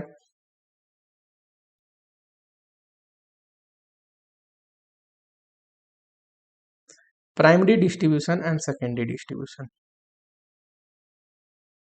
प्राइमरी डिस्ट्रीब्यूशन मान लो 4 डिपार्टमेंट है, P1 P2 का मतलब प्रोडक्शन डिपार्टमेंट है, ये दोनों दो डिपार्टमेंट में प्रोडक्शन होता है, दो department service department. Service department का मतलब जो प्रोडक्शन तो नहीं करते पर प्रोडक्शन डिपार्टमेंट को मदद करते हैं। फॉर एग्जांपल एम्प्लॉय को मैनेज करने के लिए पर्सनल डिपार्टमेंट होता है, वो प्रोडक्शन करता है क्या, नहीं, पर प्रोडक्शन को हेल्प तो कर रहा है, वही एम्प्लॉय तो प्रोडक्शन करते हैं। वैसे ही एक दूसरा एग्जाम्पल ले लो, फॉर एग्जाम्पल परचेज डिपार्टमेंट है, गुड्स परचेज करके लेके आता है, वो प्रोडक्शन करता है क्या, नहीं, पर परचेज करके ले आता है, तभी तो प्रोडक्शन डिपार्टमेंट गुड्स बनाते हैं। तो कुछ सपोर्टिव डिपार्टमेंट होते हैं, सर्विस डिपार्टमेंट, ठीक, और कुछ प्रोडक्शन डिपार्टमेंट होते हैं जो रियल में गुड्स प्रोड्यूस करते हैं। देखो प्राइमरी डिस्ट्रीब्यूशन का मतलब होता है कि जिस डिपार्टमेंट का जो ओवरहेड का खर्चा है उस डिपार्टमेंट को डिस्ट्रीब्यूट कर दो, उसको बोलते हैं primary distribution, distribution of overhead to particular department. ठीक, इसके हिस्से में जितना जिसके हिस्से में जितना ओवरहेड का खर्चा है उतना उसको डिस्ट्रीब्यूट कर दो, इसको बोलते हैं प्राइमरी डिस्ट्रीब्यूशन। अब डिस्ट्रीब्यूशन दो किस्म का हो सकता है, पहला एलोकेशन। एलोकेशन मतलब हमें पता है कौन सी डिपार्टमेंट का क्या खर्चा है, तो जब पता ही है तो उस डिपार्टमेंट में सीधा ही डाल दो, इस फॉर्मेट में ऐसे आप बनाओगे। जब पता है दिया है क्वेश्चन में कि इस डिपार्टमेंट का इतना, इस डिपार्टमेंट का इतना, इस डिपार्टमेंट का इतना, डाल दोगे। एक होता है अपोर्शनमेंट। अपोर्शनमेंट का मतलब होता है, अपोर्शनमेंट मीन्स कॉमन एक्सपेंडिचर मतलब सब डिपार्टमेंट के लिए कॉमन एक्सपेंडिचर है। अब पर्टिकुलर डिपार्टमेंट का नहीं पता है तो आपको बांटना पड़ेगा ना इन चारों डिपार्टमेंट में किसी बेसिस पे, कोई एक बेसिस लेके बांटना पड़ेगा। जैसे इम्प्लॉय से रिलेटेड खर्चा है तो नंबर ऑफ इम्प्लॉय के बेसिस पे बांट दो, है कि नहीं। फॉर एग्जाम्पल रेंट का खर्चा है, एक ही बिल्डिंग में सब डिपार्टमेंट है, चारों डिपार्टमेंट, और रेंट तो टोटल जाता है, तो कैसे बटेगा चारों डिपार्टमेंट में वो रेंट? फ्लोर एरिया के बेसिस पे कौन सा डिपार्टमेंट कितना एरिया लेता है कि नहीं। फॉर एग्जाम्पल मशीन से रिलेटेड खर्चा है, मशीन आवर के बेसिस पे बांट दो, इसको बोलते हैं एपोर्शनमेंट। ठीक, एपोर्शनमेंट का मतलब क्या होता है कि किसी बेसिस पे इक्विटेबल एंड रीजनेबल बेसिस पे आप बांट दोगे। बेसिस कैसे तय करते हैं? जिस बेसिस पे वो खर्चा इनकर्ड हो रहा है उसको बोलते हैं कॉस्ट ड्राइवर, कि कौन से रीजन से वो खर्चा इनकर्ड हो रहा है। एम्प्लॉय से रिलेटेड खर्चा नंबर ऑफ एम्प्लॉय की वजह से होता है, एम्प्लॉय बढ़ेगा खर्चा बढ़ेगा, एम्प्लॉय घटेगा खर्चा घटेगा, तो नंबर ऑफ एम्प्लॉय के बेसिस पे बांट दो। ठीक, तो ये जो बांट दोगे ना, सब डिपार्टमेंट का अपना अपना ओवरहेड का खर्चा निकाल दोगे, इसको बोलते हैं, क्या बोलते हैं इसको? Primary distribution. ठीक है, सिंपल है। प्राइमरी डिस्ट्रीब्यूशन मतलब हर एक डिपार्टमेंट का अपना खर्चा डिस्ट्रीब्यूट करके आप निकाल रहे हो। ठीक, दो चीज हो सकता है, ताकि हर एक डिपार्टमेंट का पता है इंडिविजुअल खर्चा, तो उस डिपार्टमेंट में सीधा ही ले जाके डाल दो, वो होता है एलोकेशन। दूसरा एपोर्शनमेंट, एपोर्शनमेंट मतलब जो खर्चे एलोकेट नहीं हो सकते, पता नहीं है किसी पर्टिकुलर डिपार्टमेंट का, कॉमन एक्सपेंडिचर है, वो हम किसी बेसिस पे बांट देते हैं। ठीक, बेसिस क्या होना चाहिए? कॉस्ट ड्राइवर, वो खर्चा कैसे इनकर्ड हो रहा है उसी बेसिस पे बांटेंगे। एम्प्लॉय से रिलेटेड खर्चा नंबर ऑफ एम्प्लॉय की वजह से इनकर्ड होता है, उस पर बांट देंगे। अभी देखेंगे एपोर्शनमेंट के बहुत सारे खर्चे का एग्जाम्पल और बेसिस। ठीक, मैंने एक दो सैंपल में आपको बताया। चलो जरा यहाँ पे आ जाओ कंसेप्ट वाली बुक में।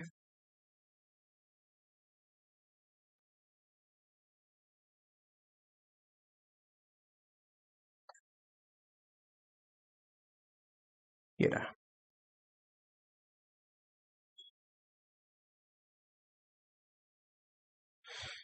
प्राइमरी डिस्ट्रीब्यूशन, ये रहा। ठीक, तीन डिपार्टमेंट मैंने यहाँ लिया है, वहां पे मैंने चार डिपार्टमेंट का एग्जांपल दिया था। एलोकेशन का मतलब वो खर्चे जो हमें पता है कौन से डिपार्टमेंट का कितना है। एपोर्शनमेंट का मतलब बांटने वाले कॉमन एक्सपेंडिचर जो पर्टिकुलर डिपार्टमेंट का नहीं पता, इन टोटालिटी में जो इनकर्ड हुआ है सारे डिपार्टमेंट के लिए। ठीक, तो जैसे रेंट है तो फ्लोर एरिया के बेसिस में बांट दो, वेलफेयर एम्प्लॉय वेलफेयर खर्चे हैं तो नंबर ऑफ एम्प्लॉय के बेसिस पे बांट दो, और टोटल कर दोगे तो ये हो जाएगा प्राइमरी डिस्ट्रीब्यूशन। ठीक है, आ जाओ एक क्वेश्चन बताता हूँ आपको, क्वेश्चन देखते हैं प्राइमरी डिस्ट्रीब्यूशन पे फटाफट। इतना सिंपल है, और बताओ आप लोग पता नहीं ओवरहेड को क्या समझ रखे हो।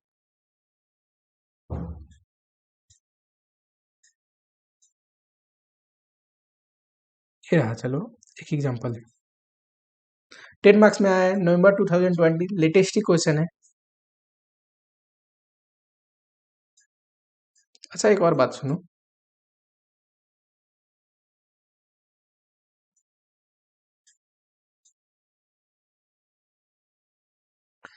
क्या चीज ओवरहेड का मतलब क्या होता है? इनडायरेक्ट एक्सपेंडिचर, यानी कि डायरेक्ट एक्सपेंडिचर अगर आपको क्वेश्चन में दे कि डायरेक्ट का खर्चा दिया है तो कंफ्यूज करने के लिए दिया है। डायरेक्ट का खर्चा ओवरहेड है ही नहीं तो बांटेंगे नहीं। क्यों? डायरेक्ट का खर्चा ओवरहेड है क्या? नहीं, डायरेक्ट का खर्चा तो प्राइम कॉस्ट है। लेकिन सर्विस डिपार्टमेंट में बांटेंगे डायरेक्ट का खर्चा। सर्विस डिपार्टमेंट का जो डायरेक्ट का खर्चा वो उसको एलोकेट करेंगे। क्यों? सर्विस डिपार्टमेंट के लिए वो डायरेक्ट हो सकता है, पर प्रोडक्शन डिपार्टमेंट के लिए इनडायरेक्ट एक्सपेंस है। क्यों? सर्विस डिपार्टमेंट, अभी सेकेंडरी डिस्ट्रीब्यूशन में आपको सिखाऊंगा कि सर्विस डिपार्टमेंट का जो खर्चा ये टोटल आया ना, अब इसको दोनों खर्चे को इसमें डाल देते हैं प्रोडक्शन डिपार्टमेंट में, उसको बोलते हैं सेकेंडरी डिस्ट्रीब्यूशन। अब आखिर में ये सर्विस का खर्चा तो प्रोडक्शन पे ही डलने हैं सेकेंडरी डिस्ट्रीब्यूशन में। सर्विस के लिए वो डायरेक्ट एक्सपेंस हो सकता है, पर प्रोडक्शन के लिए तो इनडायरेक्ट एक्सपेंस हो गया ना। चलो यही छोटा सा पॉइंट था, यहाँ पे आ जाओ।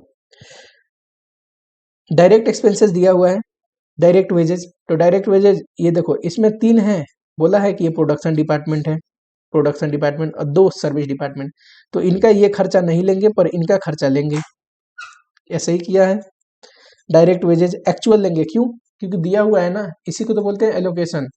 इनका ये देखो इनका खर्चा नहीं लेंगे पर इन दोनों का खर्चा लेंगे, क्योंकि ये सेकेंडरी डिपार्टमेंट है, इनके लिए डायरेक्ट खर्चा, हमारे लिए इनडायरेक्ट है। चलो उसके बाद बेसिस दिया हुआ है बहुत सारा बांटने के लिए, और यहाँ पे खर्चे दिए हैं ओवरहेड। एक्सपेंस कहाँ दिया है, यहाँ देखो रेंट। थोड़ा सा बेसिस एक बार देख लेते हैं। इस क्वेश्चन को कराने से पहले मैं कॉन्सेप्ट पे आता हूँ। कोई रॉकेट साइंस नहीं है। बिल्डिंग से रिलेटेड सारे खर्चे बिल्डिंग के फ्लोर एरिया के बेसिस में बांटोगे। फॉर एग्जांपल बिल्डिंग का रेंट, बिल्डिंग का repair and maintenance, lighting, air conditioning, fire precaution, heating, ये सारा बिल्डिंग के फ्लोर एरिया। एरिया नहीं दिया है तो वॉल्यूम ऑफ डिपार्टमेंट, ठीक है। ये डिपार्टमेंट के फ्लोर एरिया के बेसिस पे बांटोगे। दूसरा, एसेट से रिलेटेड जितने भी खर्चे हैं, जितना वैल्यू का एसेट हर एक डिपार्टमेंट में यूज हो रहा है उसके बेसिस पे बांटोगे, है कि नहीं। एसेट से रिलेटेड खर्चे जैसे डेप्रिसिएशन हो गया, रिपेयर एंड मेंटेनेंस हो गया, इंश्योरेंस, जनरल मशीन एक्सपेंस। अच्छा, इंश्योरेंस ऑफ स्टॉक है, सपोज एसेट में ही लिया है मैंने, ये फिक्स एसेट नहीं, ये तो स्टॉक है, इन्वेंट्री है, यहाँ पे लिख दिया है मैंने। तो स्टॉक का जो वैल्यू होगा उस बेसिस पे बांट देंगे चारों डिपार्टमेंट में। इम्प्लॉय से रिलेटेड खर्चा नंबर ऑफ इम्प्लॉय के बेसिस पे बांटेंगे, जैसे कि टाइम कीपिंग खर्चे हो गए कि इम्प्लॉय का जो अटेंडेंस रिकॉर्ड करता है वेजेज कैलकुलेशन के लिए। कैंटीन, वेलफेयर हो गया, सुपरविजन, परक्यूजिट, पर्सनल ओवरहेड, सारा नंबर ऑफ इम्प्लॉय के बेसिस पे बांटेंगे। कोई इनडायरेक्ट खर्चा बोल के दिया, बताया नहीं है, सॉरी इनडायरेक्ट मटेरियल बोल के दिया है, तो अब डायरेक्ट मटेरियल पे आप बांट दोगे। इनडायरेक्ट लेबर बोला, डायरेक्ट लेबर के बेसिस पे बांट दोगे। पावर बोला, बताओ, पावर बोला तो मैंने बोला पहले तो आप कोशिश करोगे horse power into machine our के बेसिस पे बांटने का। अगर ये संभव नहीं है तो आप हॉर्स पावर के बेसिस पे बांटोगे। क्यों, देखो पावर का खर्चा तो जितना मशीन चलेगा उतना लगेगा। जिस डिपार्टमेंट में ज्यादा मशीन चलेगा उस डिपार्टमेंट में पावर का खर्चा ज्यादा आएगा। पर सिर्फ ये घंटे से नहीं होता, मशीन कितनी पावरफुल है, हॉर्स पावर का है, ये भी तो जरूरी है। किसी डिपार्टमेंट में 2 घंटे चलता है मशीन, किसी में 1 घंटे। किस में ज्यादा पावर कंज्यूम होगा, तो आप सिंपली बोल सकते हो जिसमें ज्यादा आवर चलता है।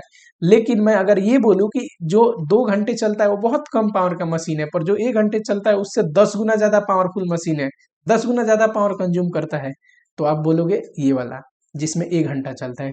तो पावर मशीन हॉर्स पावर भी जरूरी है, मशीन आवर भी जरूरी है, तो दोनों का प्रोडक्ट कर लेना, फिर उस रेशियो में ना हो तो इस रेशियो में।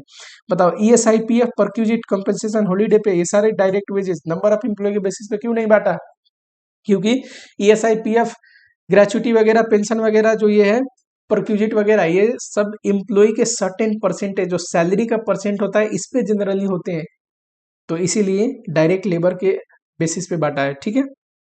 Electricity and lighting, light point, कोशिश करेंगे लाइट पॉइंट ना हो तो एरिया के बेसिस पे या मीटर यूनिट के बेसिस पे बांट सकते हैं। ये क्या है थोड़ी देर में बताऊंगा, सेकेंडरी डिस्ट्रीब्यूशन में आएंगे तब। चलो आ जाओ क्वेश्चन पे, देखो फटाक से। कंसेप्ट की नोट में सब चीज दिया हुआ है, वहां से आप कंसेप्ट पढ़ सकते हैं। ये क्वेश्चन पे थे हम लोग। रेंट को कैसे बांटेंगे, फ्लोर एरिया के बेसिस पे। दिया है क्या फ्लोर एरिया, यस सर दिया है floor area. Floor area, general lighting, lighting point दिया है, उस बेसिस पे बांट दोगे lighting point. Indirect wages, indirect wages, यहाँ डायरेक्ट वेजेज दिया है, हाँ डायरेक्ट वेजेज के बेसिस पे बांट दोगे रेशियो में। पावर, पावर के लिए horse power into machine our, machine our नहीं दिया है पर हॉर्स पावर दिया है, तो हॉर्स पावर के बेसिस पे बांट दोगे। डिप्रिसिएशन ऑफ मशीन, मशीन की वैल्यू के बेसिस पे बांटोगे। मशीन से रिलेटेड डिप्रिसिएशन, इंश्योरेंस सब मैंने बोला था मशीन की वैल्यू के बेसिस पे। ये रहा मशीन की वैल्यू, वैल्यू ऑफ मशीन।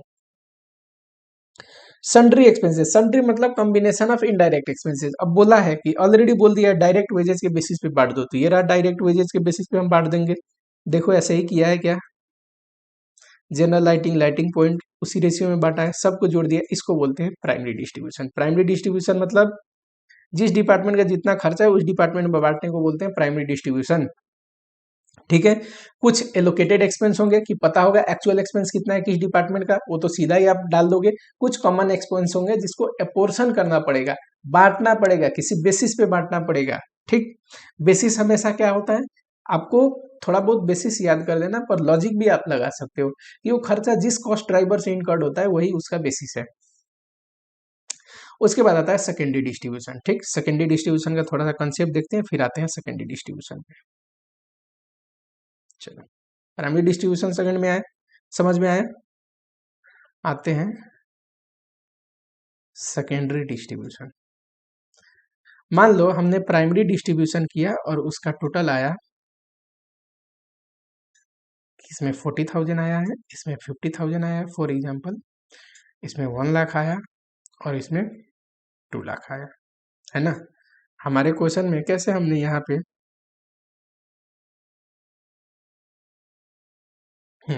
कैसे यहाँ पे इसका टोटल किया है, निकालने के बाद इसको बोलते हैं प्राइमरी डिस्ट्रीब्यूशन का। हमने यही मैंने एज्यूम किया है ये फिगर कि प्राइमरी डिस्ट्रीब्यूशन करने के बाद मैं एक हाइपोथेटिकल एग्जांपल लेता हूँ कि प्राइमरी डिस्ट्रीब्यूशन करने के बाद ये आया।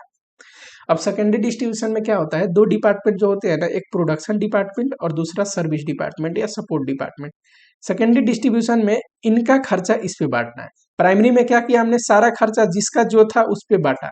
सेकेंडरी में अब इनका खर्चा इस पे बांटेंगे। क्यों, देखो ये तो गुड्स प्रोड्यूस करते नहीं, तो इनका भी खर्चा प्रोडक्शन डिपार्टमेंट बांट के टोटल एक्सपेंडिचर निकालोगे, टोटल ओवरहेड निकालोगे प्रोडक्शन डिपार्टमेंट का, और प्रोडक्शन डिपार्टमेंट जितना गुड्स प्रोड्यूस करते हैं उन पे वो चार्ज कर दोगे वो खर्चा, तभी तो वो गुड्स आगे बिकेंगे, तो खर्चा रिकवर करेंगे हम। ठीक, तो प्रोडक्शन डिपार्टमेंट सिंस प्रोडक्शन करता है तो प्रोडक्शन डिपार्टमेंट में सारे खर्चे डालने पड़ेंगे ना, और प्रोडक्शन डिपार्टमेंट जितना गुड्स प्रोड्यूस होता है उस पर वो खर्चे डल जाएंगे। चलो, इसके 3 मेथड है। पहला डायरेक्ट डिस्ट्रीब्यूशन।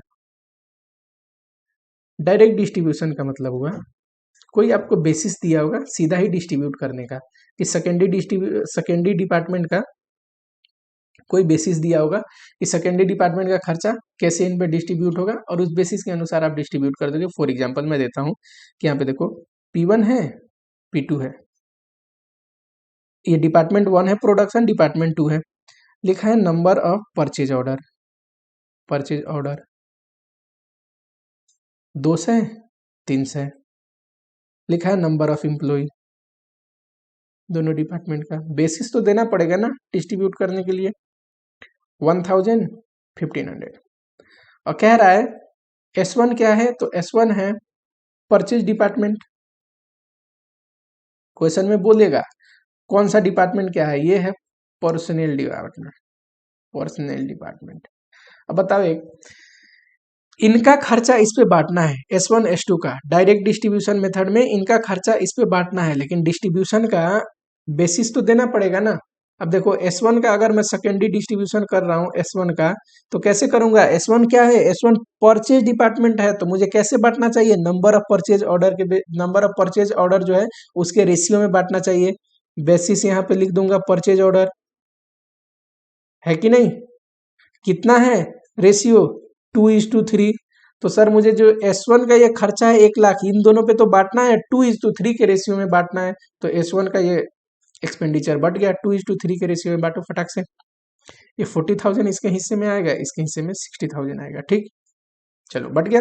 अब S2 का खर्चा बांटना है। S2 का खर्चा क्या है, S2 है पर्सनल डिपार्टमेंट, एम्प्लॉय मैनेजमेंट करता है S2, तो नंबर ऑफ एम्प्लॉय के बेसिस पे इसका खर्चा बांट देना चाहिए ना। 2 लाख है, नंबर ऑफ एम्प्लॉय के बेसिस पे खर्चा बांटोगे, ये करोगे, ये भी 2:3 आ जाएगा, रेशियो काटोगे तो 500 से 2, 3। ठीक है, इस रेशियो में बांटोगे इसको नंबर ऑफ एम्प्लॉय के बेसिस पे, तो ये भी क्या आएगा 80,000, यहाँ पे आएगा 120। टोटल कर दो, हो गया, पट गया इनके दोनों खर्चे। इसको बोलते हैं सेकेंडरी डिस्ट्रीब्यूशन का पहला मेथड, डायरेक्ट डिस्ट्रीब्यूशन मेथड, कि एक बेसिस देगा और डिस्ट्रीब्यूट करने को। बेसिस कैसा देगा, वेरी सिंपल, जैसे यहाँ पे मैंने लिखा है 1 2। देखो जैसा डिपार्टमेंट है ना, अगर परचेज डिपार्टमेंट है तो परचेज ऑर्डर के बेसिस पे आप बांट दोगे उसका खर्चा प्रोडक्शन डिपार्टमेंट में। सर्विस डिपार्टमेंट का खर्चा कैसे बढ़ता है यहाँ लिखा हुआ है। अगर परचेज ऑर्डर नहीं दिया है तो मटेरियल परचेज कितना हुआ, वैल्यू ऑफ मटेरियल परचेज, उसके बेसिस पे। स्टोर डिपार्टमेंट है, स्टोर डिपार्टमेंट मतलब जो गुड्स स्टोर करता है, तो देखो number of requisition. Production department या फिर हाँ, जो भी प्रोडक्शन डिपार्टमेंट है वो कितना रिक्वेस्ट, कितने बार साल में रिक्वेस्ट दिया है गुड्स इश्यू करने का, उस बेसिस पे बांट दोगे। नंबर ऑफ रिक्विजिशन के बेसिस पे नहीं होगा तो डायरेक्ट मटेरियल के बेसिस पे बांटोगे। पर्सनल डिपार्टमेंट है, पर्सनल डिपार्टमेंट मतलब employ management department, employ welfare department हो गया, कैंटीन वाला डिपार्टमेंट हो गया, तो नंबर ऑफ इम्प्लॉय के बेसिस पे इसका खर्चा बांटोगे। ठीक, अभी मैंने एक एग्जाम्पल दिखाया सिंपल, कि सर्विस डिपार्टमेंट का किसी बेसिस पे बांट दोगे, उसको बोलते हैं डायरेक्ट डिस्ट्रीब्यूशन मेथड। दूसरा है, सेकेंड मेथड है स्टेप डाउन मेथड। जिसको लैडर मेथड भी बोलते हैं। इसमें आपको क्या याद रखना है, देखो हमारा एग्जाम्पल वही रहेगा। चलो मैं इसको इरेज कर देता हूँ।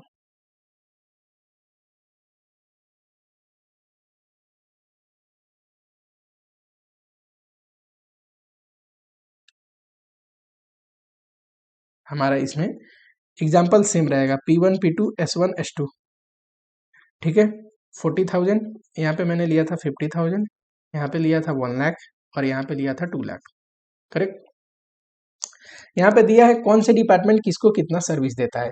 फॉर एग्जाम्पल ये देना ही पड़ेगा उसको, तभी ये मेथड लग पाएगा। P1 P2 S1 and S2। Service department में जो S1 है वो इसको,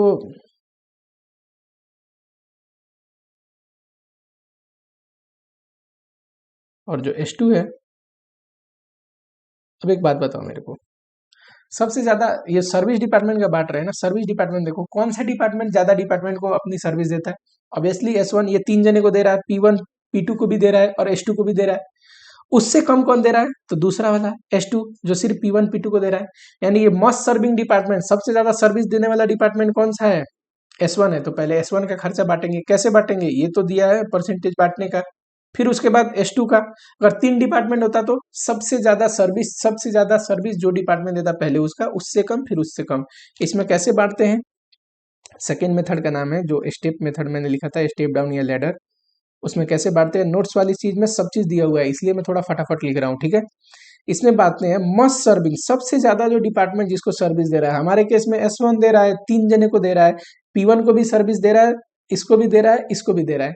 पर S2 देखो सिर्फ 2 जने को दे रहा है, मस्ट सर्विंग से लेके लिस्ट सर्विंग तक, कि मोस्ट वाले को सबसे पहले, लिस्ट वाले को सबसे बाद में। यहीं पे बांटना हो तो जरा बताओ।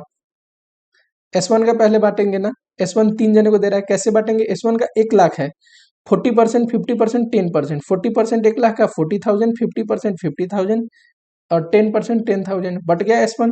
अब देखो S2 का तो टोटल इतना हो गया ना, 2,10,000, है कि नहीं। अब S2 बांटो, S2 किस में बांटोगे, सिर्फ P1 P2 में, ये 2 ही जने को देता है। 50-50%, इसका 50% कितना होता है, 1,05,000, और इसका 50% 1,05,000। आ गया टोटल, प्रोडक्शन डिपार्टमेंट में बट गए खर्चे। 1 लाख, 2,05,000 ये होगा,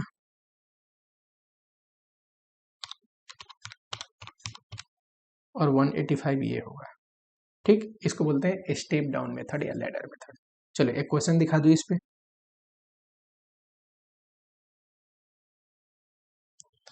देखो यहाँ पे मेरी लिमिटेशन है कि मैं बहुत स्लो नहीं पढ़ा सकता, क्योंकि ओवरहेड चैप्टर में कंटेंट है और मुझे उस पे क्वेश्चन भी दिखाना है आपको।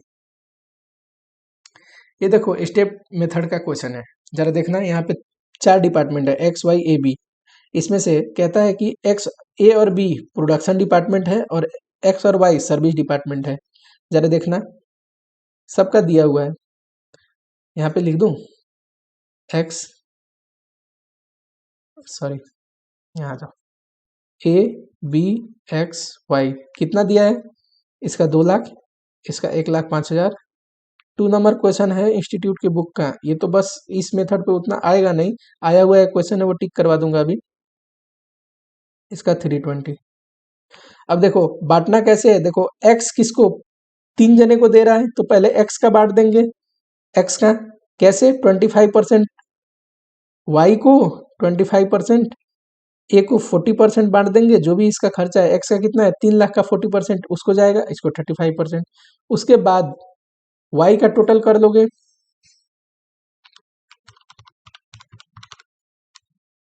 Y में आएगा 75,000, Y में आएगा सर 75,000, टोटल कर लोगे 3,95,000, ठीक है। अब Y बांट दो, Y तो 2 जने को बस देता है, 40 और 60 के रेशियो में, इसको 40% इसमें बांट दो, 60% इसमें बांट दो, इसको टोटल कर दो, हो गया। चलो अभी देखेंगे क्वेश्चन इस पे। तीसरा मेथड पे आते हैं, थर्ड मेथड है,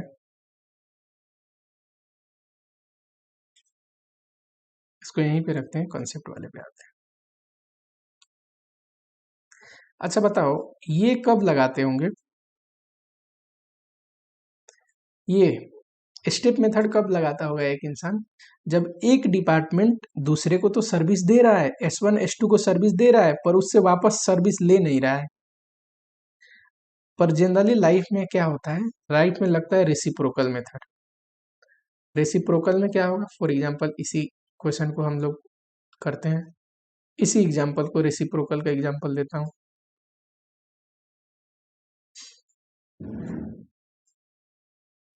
रेसिप्रोकल में क्या होगा,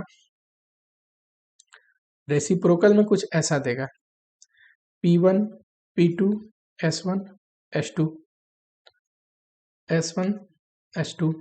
देखो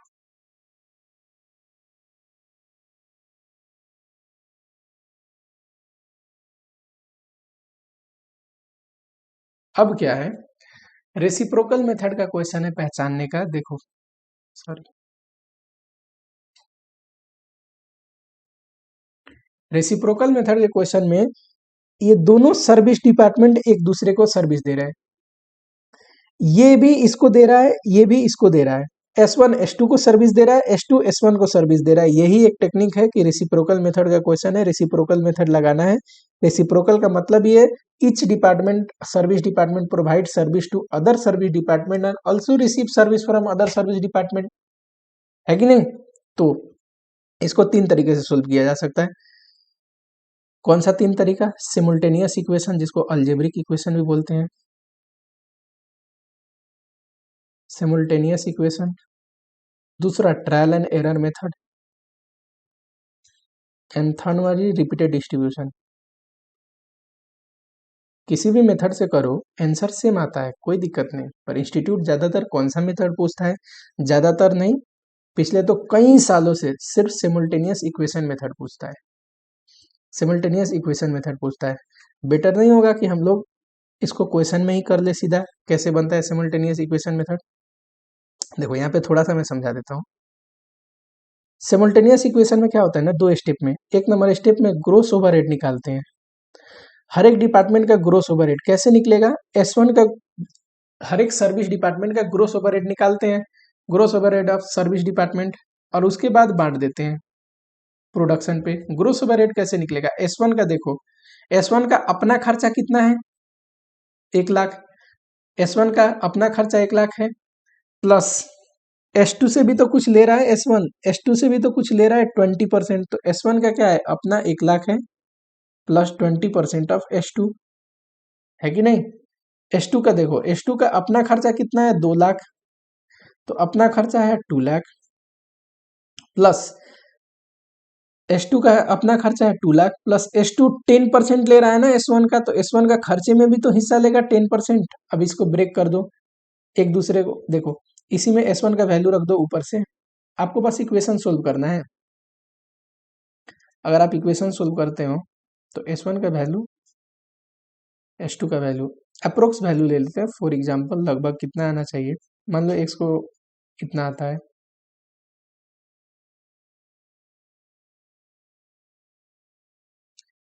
फॉर एग्जांपल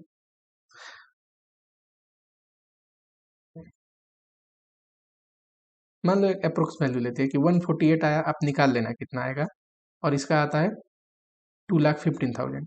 तो उसके बाद क्या करना है, क्योंकि इक्वेशन सोल्व, बस आपको कुछ नहीं करना है, ये S1 के वैल्यू में पहला इक्वेशन का वैल्यू डाल देना है, ऑटोमेटिक ब्रेक करके आप S1 S2 का वैल्यू निकाल लोगे, अप्रोक्स इतना ही आएगा, 142 समथिंग एंड 2,15,000 समथिंग। अब आपको करना क्या है ना, प्रोडक्शन डिपार्टमेंट में कैसे बांटना है, तो सर ये रहा ना, S1 का हमने अभी निकाला है 1,42,000, 1,42,000, ये अप्रोक्स वैल्यू है, आप निकाल लेना एग्जैक्ट कितना आएगा। S1 कितना सर्विस देता है, 40-50, तो इसका 40% इसमें और 1,42,000 का 50% इसमें, है ना। वैसे ही S2 का बांट देना, आ गया ग्रोस ओवरहेड। तो ग्रोस ओवरहेड निकालना है पहले, ग्रोस ओवरहेड निकालना है, और सेकेंड स्टेप में क्या करना है, distribute, distribute to production overhead. Second step में ग्रोस ओवरहेड निकालने के बाद प्रोडक्शन ओवरहेड में डिस्ट्रीब्यूट कर देंगे, तो प्रोडक्शन ओवरहेड का ग्रोस ओवरहेड टोटल ओवरहेड निकल जाएगा, ठीक है। चलो एक क्वेश्चन इस पे देख लो, आया हुआ ही पास्ट ईयर का क्वेश्चन देखते हैं। अभी हम कौन सा क्वेश्चन कर रहे थे, हाँ, इसका प्राइमरी डिस्ट्रीब्यूशन हमने किया है, सेकेंडरी डिस्ट्रीब्यूशन भी पूछ रहा है। देखो सेकेंडरी डिस्ट्रीब्यूशन का इन्फॉर्मेशन दिया है। तीन ये प्रोडक्शन डिपार्टमेंट है ना, तीन प्रोडक्शन डिपार्टमेंट है और दो सर्विस डिपार्टमेंट है। एक दूसरे को ये दे रहे हैं, एक्स वाई को सर्विस दे रहा है, वाई एक्स को सर्विस दे रहा है। अब देखो कैसे निकलेगा, 10% दे रहा है ना, तो एक्स का ग्रोस ओवरहेड कैसे निकलेगा, एक्स का ग्रोस ओवरहेड निकलेगा सर, एक्स का ले लो अपना ओवरहेड, एक्स का कितना है अपना ओवरहेड 9750 प्लस वाई से कितना ले रहा है वो सर्विस, तो सर वाई से ले रहा है 10%, तो 10% ऑफ वाई, यही किया हुआ है यहाँ पे। वैसे ही वाई का ले लो, अपना अपना ओवरहेड कितना है 13400 प्लस एक्स का, एक्स से कितना सर्विस ले रहा है वाई, देखो यहाँ पे, यहाँ क्वेश्चन में दिया है एक्स से कितना सर्विस ले रहा है वाई, एक्स से कितना सर्विस ले रहा है वाई 10% ले रहा है, तो 10% of Y, 10% sorry 10% of X. इसको इक्वेशन को सोल्व करो, वो एक्स का वैल्यू सेकेंड इक्वेशन में डाल दो, वाई इज इक्वल टू 13400 से प्लस 10%, और एक्स का वैल्यू सेकेंड इक्वेशन में डाल दो 9750 प्लस 10% ऑफ वाई, आ जाएगा यहाँ पे वाई की वैल्यू। जब वाई की वैल्यू आ जाएगा तो एक्स में किसी भी इक्वेशन में डाल देना, एक्स की वैल्यू आ जाएगा, ठीक है। चलो एक्स और वाई का वैल्यू आ गया, हमारे क्वेश्चन में कितना आया है, तो हमारे क्वेश्चन में सर एक्स आया है 11202 और वाई आया है 14520। अब प्रोडक्शन एक बार में बांट दो। देखो प्रोडक्शन डिपार्टमेंट का अपना, तीन प्रोडक्शन डिपार्टमेंट था ना, पी क्यू आर का अपना खर्चा ये रहा, प्राइमरी ओवरहेड में हम करके लाए हैं, अपना खर्चा ये रहा, मैंने लिख दिया। अब एक्स का बांटना है, एक्स का टोटल ये है, एक्स का टोटल ये है, पी क्यू आर पे कैसे बांटना है, तो सर ये दिया हुआ है परसेंटेज, परसेंटेज अप्लाई करना है, रेशियो नहीं, इस रेशियो में मत बांट देना, परसेंटेज इंटू करना है, परसेंटेज इंटू करना है, 45 15 30, इसका 45 इस पे देखो, 45 करो तो 11202 इंटू 0.45 इतना ही आएगा, 45 इसमें 25 इसमें, ठीक वैसे ही वाई का बांट दिया है। और जब बांट लिया तो टोटल प्रोडक्शन ओवरहेड आ गया तीनों डिपार्टमेंट का। प्रोडक्शन ओवरहेड जब आ जाएगा तो उस डिपार्टमेंट में कितना वर्किंग आवर है उससे डिवाइड कर दोगे तो पर आवर आ जाएगा। कई बार गुड्स की कॉस्टिंग निकालने को बोलता है, इस क्वेश्चन में भी बोला था, किसी भी गुड्स की कॉस्टिंग निकालना और डायरेक्ट मटेरियल का खर्चा ले लो, डायरेक्ट लेबर का खर्चा ले लो, प्लस ओवरहेड ले लो। अब इसमें तीन डिपार्टमेंट है पी क्यू आर, तो तीनों डिपार्टमेंट में कितना लगेगा, पी में देखो 3 रुपया लगता है 1 घंटे का, जितना घंटा गुड्स बनेगा पी में उतना इंटू कर देंगे, इसमें 3.5 और इसमें 2.53। आवर हमेशा क्वेश्चन में दिया रहेगा कि कितना घंटा हर एक डिपार्टमेंट में लगता है, ये दिया है 652, 652 यहाँ पे इंटू कर दो 652, और डायरेक्ट मटेरियल डायरेक्ट लेबर का भी खर्चा दिया हुआ है, कितना दिया है, direct material 65, direct labour 40, 65 and 40, यहाँ पे 65 और यहाँ पे 40 आ गया गुड्स का मैन्युफैक्चरिंग कॉस्ट, ठीक है। सिमुल्टेनियस इक्वेशन ये है कि बस ग्रोस ओवरहेड इक्वेशन से निकालना है, उसके बाद जो भी परसेंटेज है तीनों डिपार्टमेंट में उस परसेंटेज से इंटू करके बांट देना है। देखो ये ग्रोस ओवरहेड निकालने का ना एक और तरीका है trial and error method. Trial and error method में कैसे करोगे आप, वेरी सिंपल, एक्स ले लो वाई ले लो, एक्स का कितना है 9750, वाई का 13400 से, ये सेकेंड मेथड है, इस पे क्वेश्चन पूछता नहीं है पर मैं बता देता हूँ। Trial and error method, trial and error method में कुछ नहीं करना है, ग्रोस ओवरहेड तो निकालना है, इतना ही आना चाहिए ना, और डिस्ट्रीब्यूट कर देना है जैसे सिमुल्टेनियस इक्वेशन में किया। ग्रोस ओवरहेड निकालने का तरीका बस अलग है, सिमुल्टेनियस इक्वेशन से नहीं निकाल रहे हैं और कुछ नहीं। देखो पहले एक्स का बांटोगे, कंटिन्यू रिपीटेड डिस्ट्रीब्यूशन, रिपीट में कंटिन्यू आपको बांटते जाना है, एक्स का बांटोगे, एक्स वाई को कितना देता है अपना 10%, एक्स वाई को देता है अपना 10%, इसका 10% कितना होगा 975, और वाई का ये दोनों जोड़ के वाई का बांटोगे, वाई कितना देता है एक्स को, ये भी इसको 10% देता है, 13400 से प्लस 975 इंटू 0.1, तो 1437.5। अब फिर एक्स के हिस्से में आ गया, फिर एक्स बांटेगा 10% वाई को, फिर वाई बांटेगा 10% एक्स को। ये कब तक करेंगे, जब तक कि अमाउंट नेग्लिजिबल ना हो जाए, जब पॉइंट में आने लगे तो उसके बाद बांटना मत, किसी एक में जिसमें भी लास्ट टाइम बांटे उसी में पूरा अमाउंट रख के छोड़ देना। ये आ जाएगा ग्रोस ओवरहेड, ये एग्जैक्टली इतना ही आना चाहिए, इतना ही आएगा, थोड़ा पॉइंट का डिफरेंस हो सकता है। और जब आ गया तो बांटने का तरीका सेम यही, तीनों डिपार्टमेंट में जितना परसेंट सर्विस दे रहा है उतना परसेंट ग्रोस ओवरहेड में इंटू कर दो, ठीक है। तीसरा है देखो रिपीटेड डिस्ट्रीब्यूशन। अभी ट्रायल एंड एरर मेथड का टेक्निक है ना, उसी टेक्निक से बनता है, पर रिपीटेड डिस्ट्रीब्यूशन में सारे डिपार्टमेंट में जैसे P Q R X Y सब डिपार्टमेंट का लिख लो 9750 13 4 से बताओ जरा 29 450 21 275 29 450 21 275 आर का कितना है 3275 3275। अब कितना करना है, रिपीटेड डिस्ट्रीब्यूशन ही करना है, पर इस सिर्फ दो डिपार्टमेंट का नहीं, ट्रायल एंड एरर में दो ही डिपार्टमेंट का कर रहे थे, इसीलिए ग्रोस ओवरहेड आने के बाद हम लास्ट में क्या कर रहे थे, उसको PQR पे बांट रहे थे, जैसे सिमुल्टेनियस में करे। इसमें सारे डिपार्टमेंट पे रिपीटेड डिस्ट्रीब्यूशन लगाओगे एक्स वाई का, तो ऑटोमेटिक जो फाइनल आएगा वो ऑटोमेटिक PQR पे बटा हुआ ही आएगा, अलग से आपको बांटने की जरूरत ही नहीं पड़ेगी। इतना तो बस डिफरेंस है।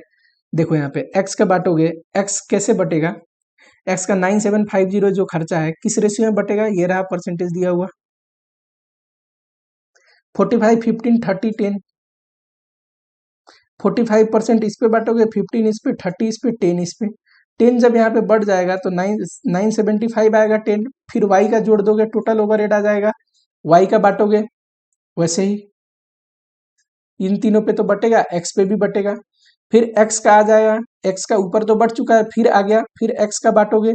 ऐसे ही करते करते जब तक कि अमाउंट नेग्लिजिबल ना हो जाए, एक्स वाई में कुछ बचेगा नहीं। इनमें लास्ट में जब अमाउंट नेग्लिजिबल होने लगे तो सिर्फ तीन डिपार्टमेंट में बांटना, और किस में बांटना, परसेंटेज के बेसिस पे मत बांटना, रेशियो। जब लास्ट में बांटोगे तो पूरा ही खर्चा बांटना है ना, तो परसेंटेज पे तो बांटोगे तो 10% फिर खर्चा रह जाएगा, तो लास्ट में रेशियो पे बांट देना। ठीक, एक क्वेश्चन पे आप अप्लाई करके देखना, तीनों मेथड ऑटोमेटिक बन जाएगा। टेक्निक मैंने समझा दिया।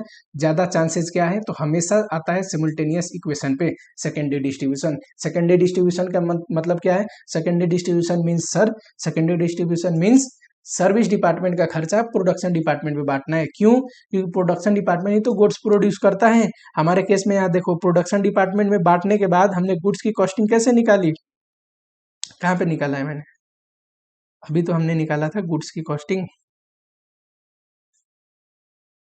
अच्छा कोई नहीं, इरेज कर दिया सर, ये रहा। प्रोडक्शन डिपार्टमेंट में बांटने के बाद ही तो हम गुड्स की कॉस्टिंग निकालेंगे, डायरेक्ट मटेरियल डायरेक्ट लेबर ले लेंगे।